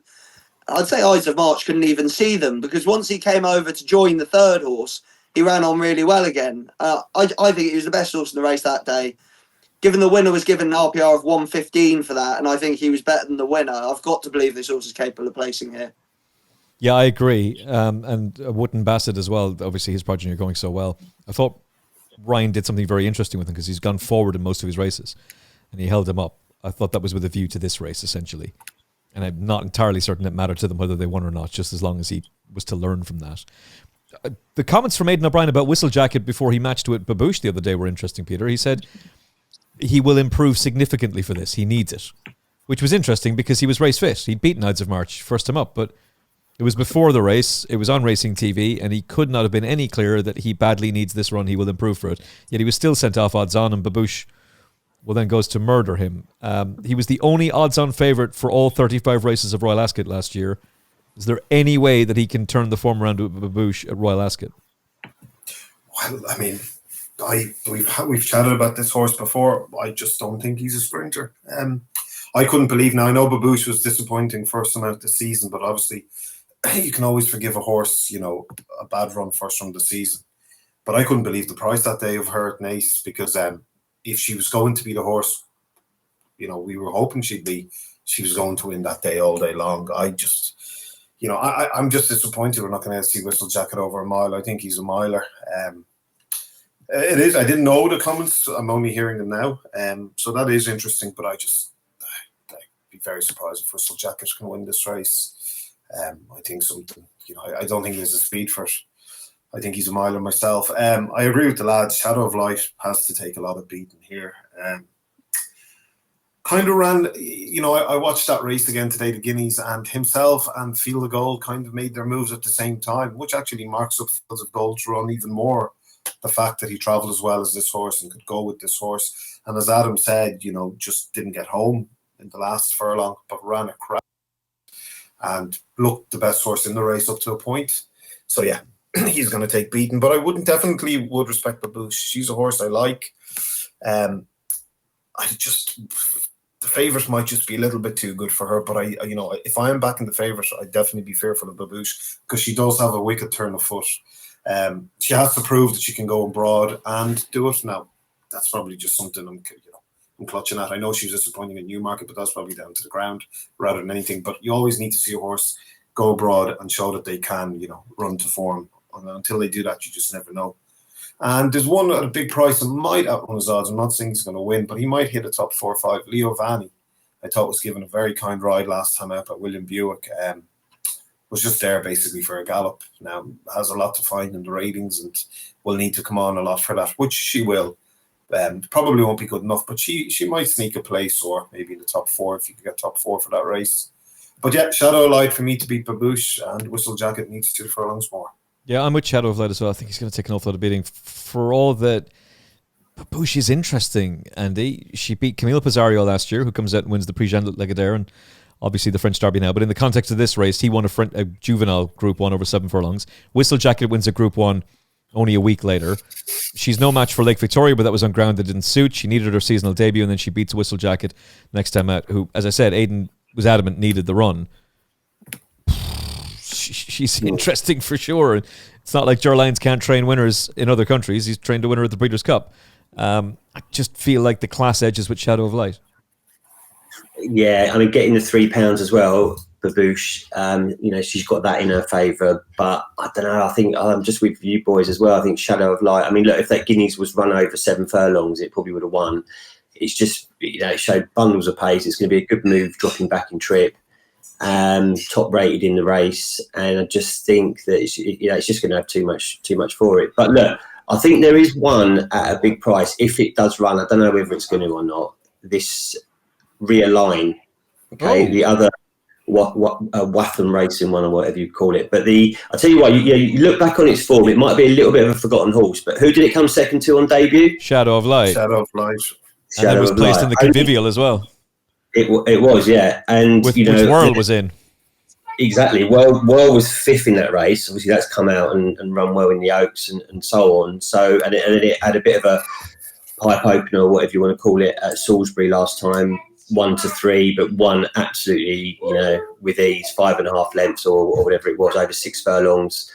There could be a lot more to come from that one. So yeah, Blue Point as well, which I think was 3rd in this race back in the day. Blue Point's obviously a 2-time. Royal Ascot winner as well. So yeah, right. Yeah, go away, Siobhan, you little rat bag. Yeah, hey, go away. Huh? Yeah, look, Realign, that could be the one at a big price, all right? What does the kid think? Siobhan, give me a number between 1 and 10. I know how to speak French. You know how to speak French? All right. Strand. Yeah. What's piss off in French? Yeah. Adam will tell you. Yeah. So, education's working great then for kids these days. What's the number between 1 and 10? I don't know how to speak French. Yeah. Oh dear. Okay. All right then. Kids today. I thought Sky Majesty was interesting. She smashed up Daylight on heavy ground at Chantilly last year. Daylight was second to Lake Victoria. and in front of Babouche at Newmarket on soft ground. If there was an ease in the going, I think she's interesting, but she was disappointing on all-weather finals day. She ran at Chelmsford, not at Newcastle, but she was disappointing on that day. She'd need to improve, but if she does, she'd be an intriguing one. I think Shadow should be a good thing. Let's see how these Charlie Appleby horses are running, shall we? Just remember, he started the last 2 years very strongly, and then it's gone. So hopefully he keeps going, because he's got some really exciting talent. He's got a lot of juvenile talent to be excited about too. Feature race of the day is this going to be one for the French? We're coming to you, Adam Mills. Zaragana is now the 5-4 favourite for the Coronation Stakes in the absence of Lake Victoria. Exactly will sub in for Aidan O'Brien. She's 5-1. She was the one who was really muttered by Basher Watts filly the last day. Done no favourites whatsoever. She's 5s. Desert Flower won't go. Shanti Lace would need to improve, but she could. And there's a couple of other horses in there as well. There's a possibility that January will reroute here. Then she's going to miss the French Oaks. But does Zaragana just win as long as Miguel Barcelona doesn't overcomplicate things? She should do. I mean, she won't get a better opportunity. This isn't the greatest race in the world. Surely Mickey Barcelona has learnt the lesson, which he's done. He's done his best to make it difficult for Zaragana. I know she likes to run past horses. That's the way they ride her. But you'd think after the Marcel Boussac, he'd have got a bit closer, and then he had a real fright in the trial. That she was the right winner of the French 1,000 Guineas. I don't care what social media and Basher Watts say. I know it's hard on them, but she was the right winner. The interference was definitely the difference. I don't think about the whip and using his hand is gibberish. Zaragana was the best horse in that race, but she does need to go and prove it, because we keep making excuses for her winning by nose, and there is the possibility that she can only win by nose, but she won't get a better opportunity. I do respect Chantilly Lace possibly for the forecast, but this one surely has to go to Zaragana as long as Barcelona gets his fractions right. Do you want to trust Miguel Barcelona at 5-4 in a Group 1 race in Britain, George Gorman? Did you just say Desert Flower doesn't run here, or Exactly doesn't run here? No, Exactly runs. Desert Flower won't. Exactly does run. Okay, yeah, I'm sorry. I misunderstood. I think Exactly wins. Georgie boy! God, Georgie boy!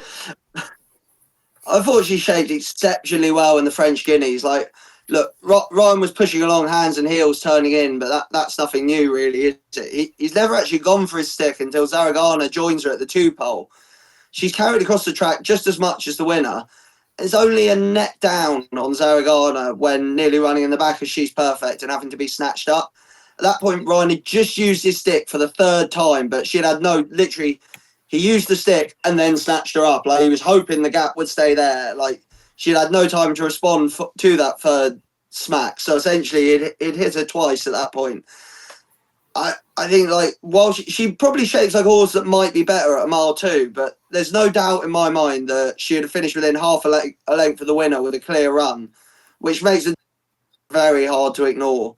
The only caveat to that is that Zaragana was having her 5th career start and Exactly was having her 9th. So it is possible the favourite may be open to a little more improvement, but I just think Exactly is just the wrong price. And there's no knowing what would have happened if they both had a clear run. So I'll be taking a chance on Exactly there.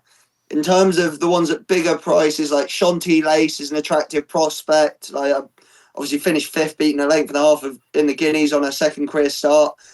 She's a reasonable price, but I think there are others with more form in the book to rely on, rather than thinking that might have just been a freak run. Flight has plenty of ability, but it's very disheartening to see her take a step backwards in the Irish Guineas, particularly as she was a busy 2-year-old, and it's just starting to look like maybe she might not have trained on all that much. At a bit of a wild price, Cersine only has one bad name to run to her name in the Staffordstown Stud Stakes. Say that 3 times quickly. When encountering soft ground for the only time in her career. Her reappearance effort, she was 3rd in the Priory Bell, just half a length behind Exactly, and a length and 3/4 behind Swelter, who I think we're all assuming just ran too bad to be true the last time. Yeah. Her run in the Irish Guineas was a huge step in the right direction. She ran on well into 4-length 3rd behind Lake Victoria. Incidentally, beating Flight, who's a much shorter price here. And that was despite pulling quite hard. Really interestingly, on that occasion, she beat Atsila 5.5 lengths in the Guineas, having been beaten half a length by her over course and distance 20 days earlier. Like, I think the form of the Prairie Belle and the fact that she's clearly improved since that, I think makes her tremendous value at 25s. Like she's a big old price anyway. I'm saying 20s, but I think you can get 25s. 20s, yeah. I think that I'd have to back her each way, but I'm with exactly it. I just think they should be much closer together in price off that French Guineas. Do you know what? The more I look at this race, very easy with the benefit of hindsight. She's perfect as a daughter of Sioux Nation. What are they doing not going for this race? Yeah. She love Ascot. Yeah. Good luck to them. I hope she wins the French Oaks. It'd be fantastic if she does. Exactly should be about 3-1. 5s is crazy. And I don't know why she's the price she is. It doesn't make any sense. She's the each-way scumbag bet in the race. You're right. I don't doubt for a second Zaragana's the more talented of the two right now in terms of just raw ability and what you've seen. And she's the less exposed because she hasn't had as many runs. But what does Aidan O'Brien keep doing with these fillies? They keep improving. They run through walls and they keep on improving. It doesn't seem to matter. So, and they turn up at Royal Ascot. This is the biggest week of the year. This and the Breeders' Cup. These are the big meetings for Coolmore. I think this is probably the reason they don't care about the Newmarket Guineas anymore. The Americans and the Australians don't watch those races. They're competing at this meeting, and they're all watching it. This is the one where Coolmore have to succeed, and they tend to do it. You've got Ryan Moore against Miguel. If you were with Zaragana and you were thinking like Adam said on a few occasions here, like about some French races can be a bit of cruel and sprint. Don't worry about that because she's perfect. Made sure that French Guineas was run like a English Grade 1, like it was a proper test. Like you wouldn't worry about that at all. Yeah, that's true. Zaragana's the one they all have to beat for sure. I cannot bring myself to take 5-4 about Miguel Barcelona in a Group 1 at Royal Ascot. Peter, Michael. Yeah, it's not a race I'm overly keen on value-wise. But you are making a very interesting point, and the more you think of it, the more, the way Aidan O'Brien has been for the last few years now, it's just, even with you saying Whistle Jacket there, I mean, there was no reason for Whistle Jacket to need that run at Naas. That makes absolutely no sense. But the more you think of it, the more he's obviously gearing everything up for Royal Ascot. And even this exactly could have, even though it was a Guineas and everything, that could have been a run to bring her on for this race. Yeah. So you kind of, Aidan's not training the way he used to train, if you know what I mean. I mean, they'd always target the Guineas and then work footwork, after that. But now he's kind of targeting backwards, if you know what I mean. And that's very interesting. Yeah, the Guineas is a prep run now. Yeah, and whereas in the past that they'd want to win it. So in a way, I'm still learning about him, the way he's kind of changed how he's training. So he could absolutely dominate next week. He could absolutely dominate because we know one thing for sure: nothing will be turning up a Royal Ascot with something. They're turning 100% ready to run for their lives. And then whatever happens after that, they'll build on that. But nothing's going to turn up a Royal Ascot. I don't think anyway that's going to badly need the run or being trained specifically for something else. So that's something I think everyone should keep in mind. Now, in saying this in this race, I really don't have a firm opinion here, lads. I see what everyone's saying. The favourite is very short, but obviously she's the one to beat. She's nearly unbeaten. She's only lost one race in her life by a nose. So she'll obviously be hard to beat. But then, Emmet, you also make a valid point again. You have the better jockey riding exactly, and that could just swing it her way. So I don't really have a selection here, if I'm being honest. But I think George has a point with that Joseph Murphy horse, Cicerine. I could definitely see her running better than 25 to 1 shot. And she could be the type that can run on into a place. So maybe a place bet in her, if you could get, sometimes you can do place only 4 or 5 places. You might get 3 or 4 to 1. That might be worth a small bet, but I don't have a selection here. Sorry, lads. No, you're fine. The more you look at this race, Andy, there's a lot of dead wood in here. Like, unless if Cathedral takes a major step forward, and she'd need to. I mean, what? 368 grand as well. It's crazy. Like, it really is crazy. But either Zaragana is just going to crush this lot because she's in a different league, which doesn't make sense because she's the one who's really impeded that day. She's the one who gets really mullered and has no chance of winning. So there's very little between them. And you're getting 5-1 about her in a race that's going to cut up bad. It already has cut up badly. Yeah, 5. I mean, I totally agree. I think the prices will get a little bit closer. I mean, Zaragoza is still going to go off favourite. Oh, of course, absolutely. Being a Group 1 winner and so on and so on. But I mean, backing a horse with Barcelona on with that's won by a nose and neck and whatever, a cigarettes paper last time out in its last 3 runs, then are you going to be sort of happy taking 5-4?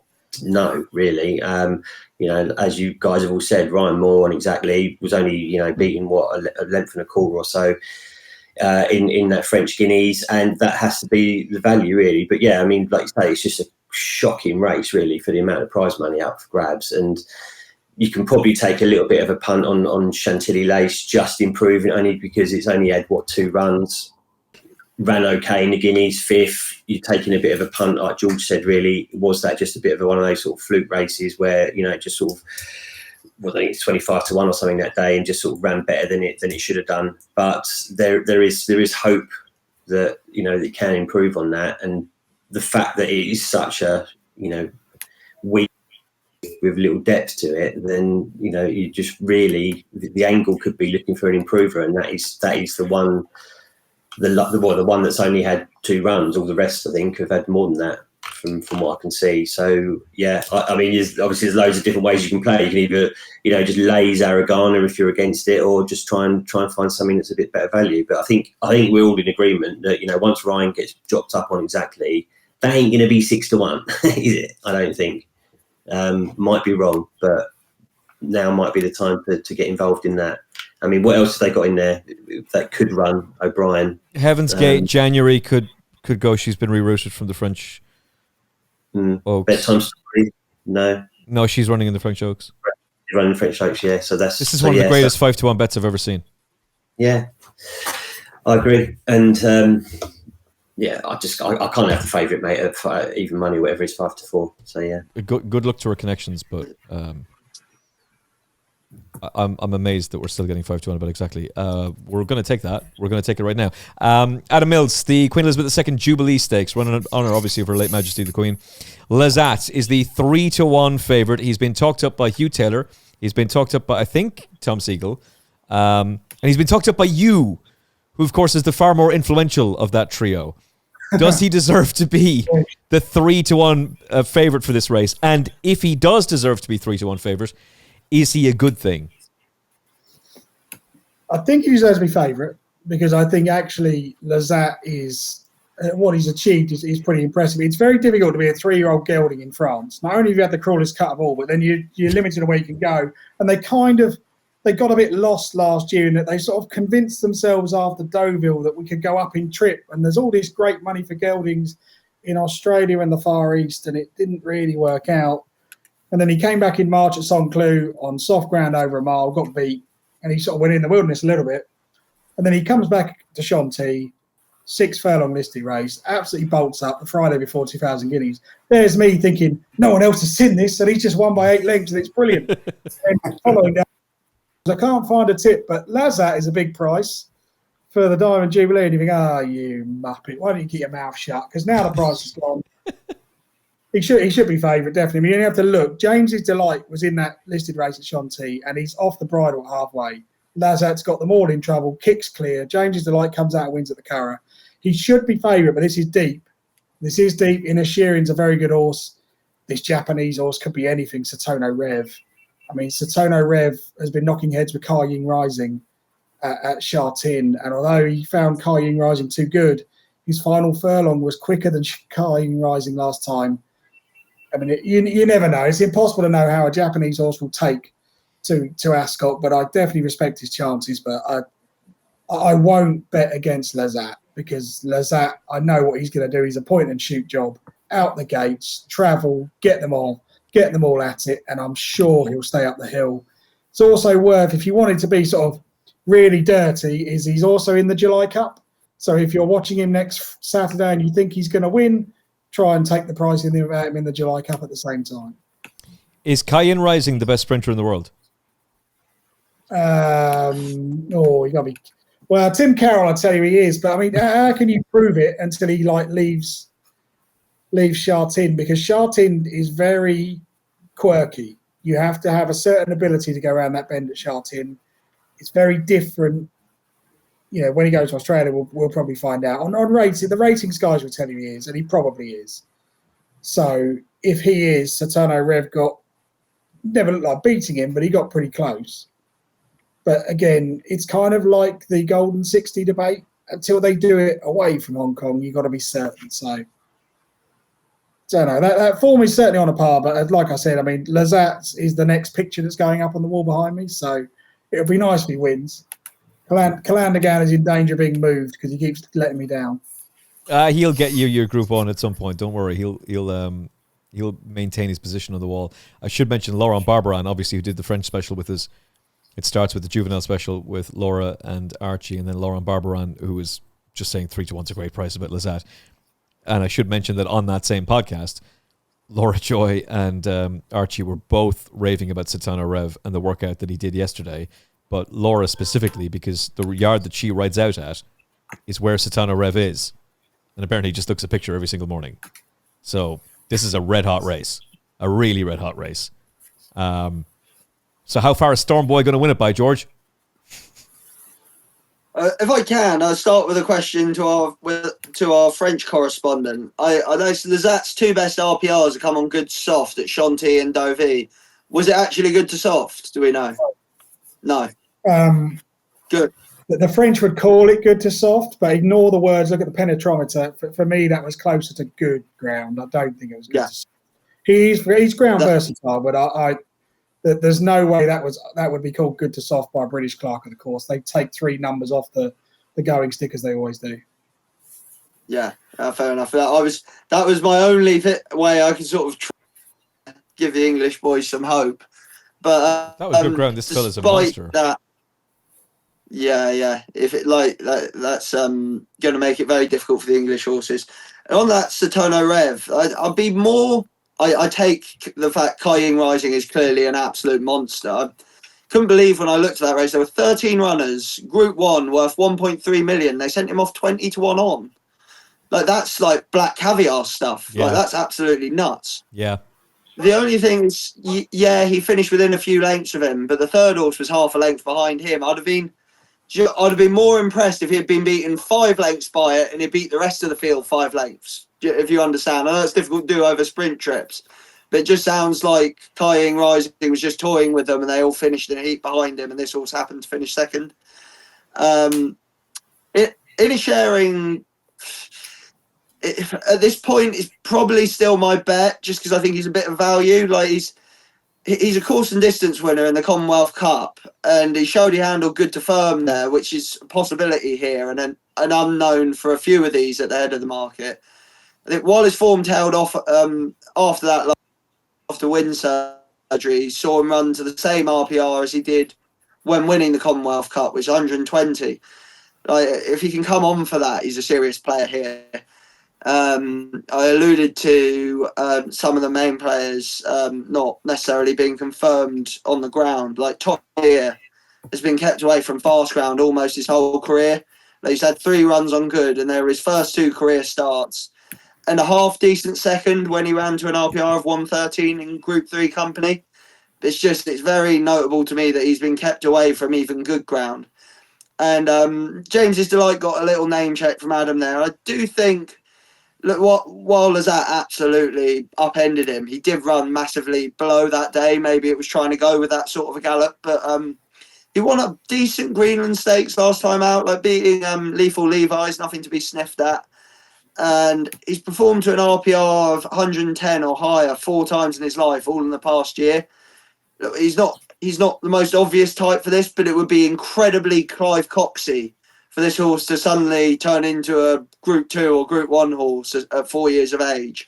It's also bet on, and at the moment I'd be small stakes in a shearing, but this is a race I wouldn't ever have a bet on until after the Tuesday, so we know which horses maybe.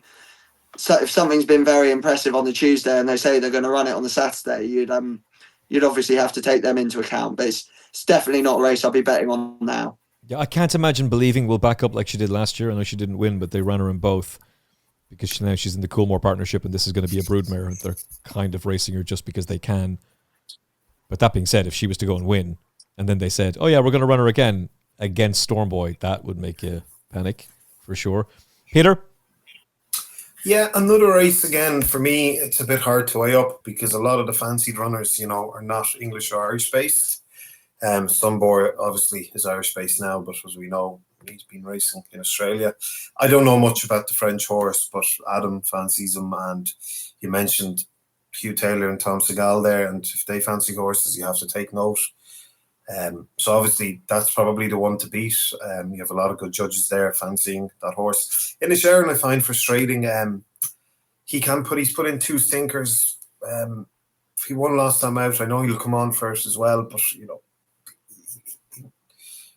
he'll have to improve from that to be winning this. So he only ran once in Ascot last year. I think, was it in the Commonwealth, was it? Or the Commonwealth Cup he won last year. He's very impressive there. So maybe this track will bring the best out of him. And if it does, he'll have every chance. But he's not a horse for me.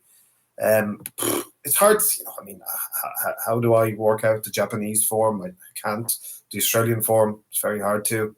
So yeah, I'll probably just go with Adam and the other lads with Lazat, but I'll mention a very, very small, could sneak a place, enough around 50-1 for Michael Appleby, a horse that this type of race will probably bring the best out of. More than likely not be good enough to win it, but could sneak a place around 50-1. Yeah, he'd be an intriguing one for sure. He's in the Wokingham as well, but he'd be off a big weight, wouldn't he? You run off 108. What's he rated? 108. Yeah, he'd have his chance, I suppose. He's a classy horse for handicap. Yeah, that'd be a very interesting. He won a massive race, didn't he? I think it was last year abroad. Some crazy race. What was it? In the Middle East, yeah. He won it in Saudi. Yeah, how many million or something? Oh, it was crazy money. It was Rosallion up the rail, wasn't it? Hold on, I just want to see it here. Yeah, he won, Rosallion. That's it. It was last year. Yeah. $1 million basically for the winner. Wow. For a 108 rated horse. Unbelievable. That's what we need to do, boys. Get ourselves a 108 rated horse. Adam, get on this. Source is a 108 rated horse that we can take to the Middle East, win $1 million, and then we can tap up Basher Watts contacts and sell it to the Japanese for 2.2 million. Happy days. 2.5 million. 2.2 million pounds. I think that's what he tweeted out there. 2.5 million. Yeah. And then we can tell the racing, but it's not enough. It's not enough. Easy game, boys. Easy game. We got it by the bollocks. All right, Andy, tell us who's going to win this race. Oh, look, I haven't got a massive opinion in it. I think the French horse, the price is gone, isn't it? And it could bolt up. And I hope it does for Adam's sake, to be honest with you. But I think there's one horse we haven't mentioned here, which is Kind of Blue. Does it go? Don't know yet. Yeah, I think so. And look, this would have been the target, for pretty much all season. James Fanshawe, we know he's got record in this race. The Tin Man won it, Society Rocks won it as well. I think this is one of the horses we put up last year at a good price in one of the races, and did it get placed at 14-1 in the Haydock race? I can't remember what one it was now. Was it the Sprint Stakes or something? But anyway, the Group 1 last year at Haydock when it just got chinned on the line by a head. So yeah, I mean, look, its record at Ascot is a decent one. It was, it's in the Commonwealth last year, and it won on Champions Day, didn't it, as well? I know that was on soft ground, but it's versatile on ground. It's one on good to firm, it's one on soft. And yeah, I just think that at 10-1, that's got to be there or thereabouts. I mean, is it the top rated in the race, 116, or the joint? It's there or thereabouts, because it's hard to know, like you say, the ratings of these Japanese horses and the French and so on. But joint top rated with Inisheer and unofficial ratings. Is it? There you go. So, I mean, look, you can ignore its last race in France. That was over 5 furlongs. It's clearly better over 6. It's never been out of the first 4, I think, over 6 furlongs. Still only had 8 runs. Should be more to come. As we say, Fanshawe's got serious history in this race. So, Kind of Blue at 10s for me looks decent each way value. There's just one thing I'd say. Why are Watnan buying all these sprinters? I wonder if he's not quite going the way they want him to. That would make me very interested in Flora of Bermuda if she lines up in this race instead of going on the Tuesday, and I think she will. She's better over 6. She keeps running massive races, but how does she beat Lazat, who buried her by 4 lengths? With him not there, she gets very close to Kind of Blue, very close to Inisherin. I remember Oisin Murphy apologising to Connections, thinking that they should have won a Group 1 last season, even apologising to the stable staff. So she's intriguing. I don't know much. I'm a simple man, but I do know this. Aidan O'Brien's got an incredible record at Royal Ascot. Haradison in the Queen Anne, Star Spangled Banner in this race, So You Think in the Prince of Wales Stakes, Merchant Navy in this race. All ex-Australian, all owned by Coolmore, all sent to Aidan O'Brien, all won at Royal Ascot. Stormboy will be the 5th. But hold on now. If Stormboy comes and wins this race, I mean, people go on about horses, running races they don't. No, but you have to say it. They go on about horses running in races that don't have a chance, and they go on and they gamble on whatever. I mean, if he comes, I really like Aidan, and I've never met him, and he seems an absolute gentleman, and he's a credit to the sport. But I can't believe he actually said he was happy with that run that horse had at the Curragh. Did you see Star Spangled Banner on debut? No, I don't remember. He was beaten 3.5 lengths at York, and that was without interference. And then he won. And who was the last 3-year-old winner of this race? Was it Merchant Navy? And trained by, obviously, your man.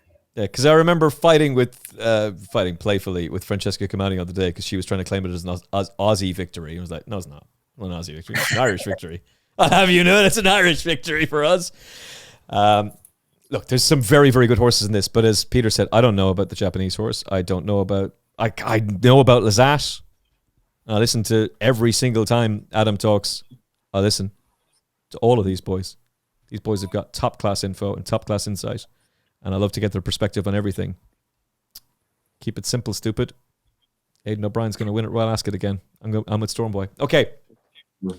What is your nap of the Group 1s? Hopefully you'll be on for different shows in between. So of the Group 1 races that we have talked about, which is the horse you are most confident about winning at Royal Ascot 2025, Adam Mills? I'm most confident about Shadow of Light in the Commonwealth Cup. Let's see if we can get ourselves a lucky 31 here, shall we? George Gorman. Be Anmaat. Next best would be Trawler Man. The each way bet of the week would be Flora of Bermuda if she shows up on Tuesday rather than Saturday. Okay. Peter Michael. It's hard because there's a few. I mean, I'd expect to be hard to beat, but whether or not they're value, I don't know.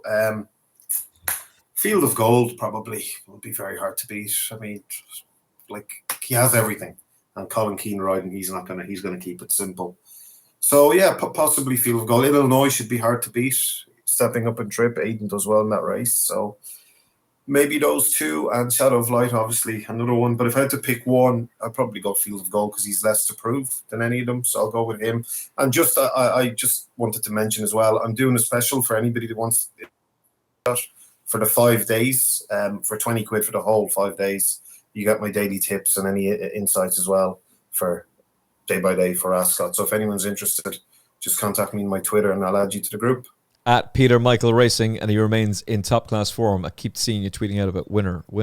Yeah, well, we had a tough April in fairness, but May and June has been excellent so far. The winners are firing in. Yeah, and it was just going to take a little bit You of had time a to big price adjust. one yesterday. Yeah. Well, I tipped up Sawgrass yesterday. He won by 13 leads, but he was only 7-2. But I mean, obviously should have been much shorter. Was there one I had? Well, we had a Cajun Thunder that was 10-1, but only for a brief period. He hacked up Cody Lyon 14s, but he ended up shorter. No, there's been a lot of winners lately. A lot of winners to make up for a bad run, and I expect that to continue because this is a few months I always do very well. So hopefully. At Peter Michael Racing on X, that Sawgrass was unbelievable. We covered that race on TalkSport 2 yesterday. On the bridle. It was we can only all win like that. Oh my goodness, extraordinary stuff. Andy Newton, your best bet of Royal Ascot in the Group 1s? It's probably Illinois and Field of Gold. I mean, look, the problem is if you want to put them all in a ACCA, George has already put up Trawler Man, so let's go Field of Gold. But don't forget, bigger price one, that Realign, yeah, that Full with Shadow of Light in the Commonwealth. That's 25-1 if it goes. But yeah, so yeah, if you can find one Emmet as well, then we can stick those 4 or 5 in a little ACCA, can't we? Yeah, I'm not sure if it's going to work for a Lucky 31. I think we're going to have to plough our own foray for that one. But I'm very bullish that we haven't seen the best of Los Angeles. I think you'll see a career best effort from him in the Prince of Wales Stakes. I think that should be enough for him to go and win that. I'm also very, very bullish that Exactly is a stupid price at 5-1. Especially when you keep looking at that race and you're going, this is rubbish. Zaragan is probably going to win it, but she should not be 5-1. So I'll say Los Angeles is the nap, and Exactly is the each-way scumbag bet of the week. Probably with a multiple with Henri Matisse and Illinois and a whole lot of other Aidan O'Brien horses that are going to go close. Should we not try and give viewers a winner for the weekend to build up some money for Ascot? Hey, if you've got something for us, share the wealth. Should we not? Yeah, I think Antelope in the 350 at Sandown tomorrow. I think that has a very good chance, around 5-1. 2. I think that'll run a big race. Whether it wins or not, I don't know, but I'll have it shorter. And maybe Cockney in the same race is around 16-1. That could outrun its odds, but I'd be more. Was it called? Which careful. Andy, I have to be careful with you. I have to be careful. I said Antelope. Antelope was the one I mentioned. I think will have a very good chance in that race. And the other one I'd definitely be putting something as well. Andy, is Cockney or Cockney? How do you pronounce it, Andy? You can tell me. What Cockney? Like Cockney? Like no, it's spelled K. Hold on. No, it's spelled Kokane. Cockney. Anyway, isn't that surely Cockney? No. Jamie Spencer's riding it. Oh Jesus! What's wrong with Jamie Spencer? On the straight course at Ascot, he's an absolute genius. Everywhere else, I've just decided I would rather not back him because my hairline continues to recede and it's just not good. It's not good for the mental health, not good for the hairline. All right, that is it. I've really enjoyed this. It's been a lot of fun recording with the lads. If you've enjoyed this episode, please do give us a like on social media. That's all we're asking of you. Likes on social media. Shares on social media are much appreciated. If you haven't subscribed to our YouTube channel yet, please do so now. It is for free. You'll never miss an episode, and we've got some more great content coming your way very, very soon, including daily previews for Royal Ascot. Some of these reprobates will be back for that. Looking forward to getting more of their insight. And we'll see who else can be offended along the way. From all of us, from Adam Mills, George Gorman, Peter Michael, Andy Newton, and me, Emmet Kennedy, thank you for spending time with us on the Final Furlong Podcast. We really appreciate it. Do send us a comment on YouTube. We really like it when you interact with us, and we do interact with you as well. We don't just say like and subscribe or comment below and then never read it. No, we always do, and that's how you'll know. Thank you very much for watching. I hope you've enjoyed it. We'll talk to you again very, very soon. Look after yourself and each other. God bless. In horse racing, every furlong matters and every episode counts. So stay ahead of the field by hitting subscribe to the Final Furlong Podcast on YouTube, Apple Podcasts, Spotify, and all major podcast platforms. It's free and it gets you one step closer to the winner's enclosure. Subscribe to the Final Furlong Podcast and join us on the gravy train.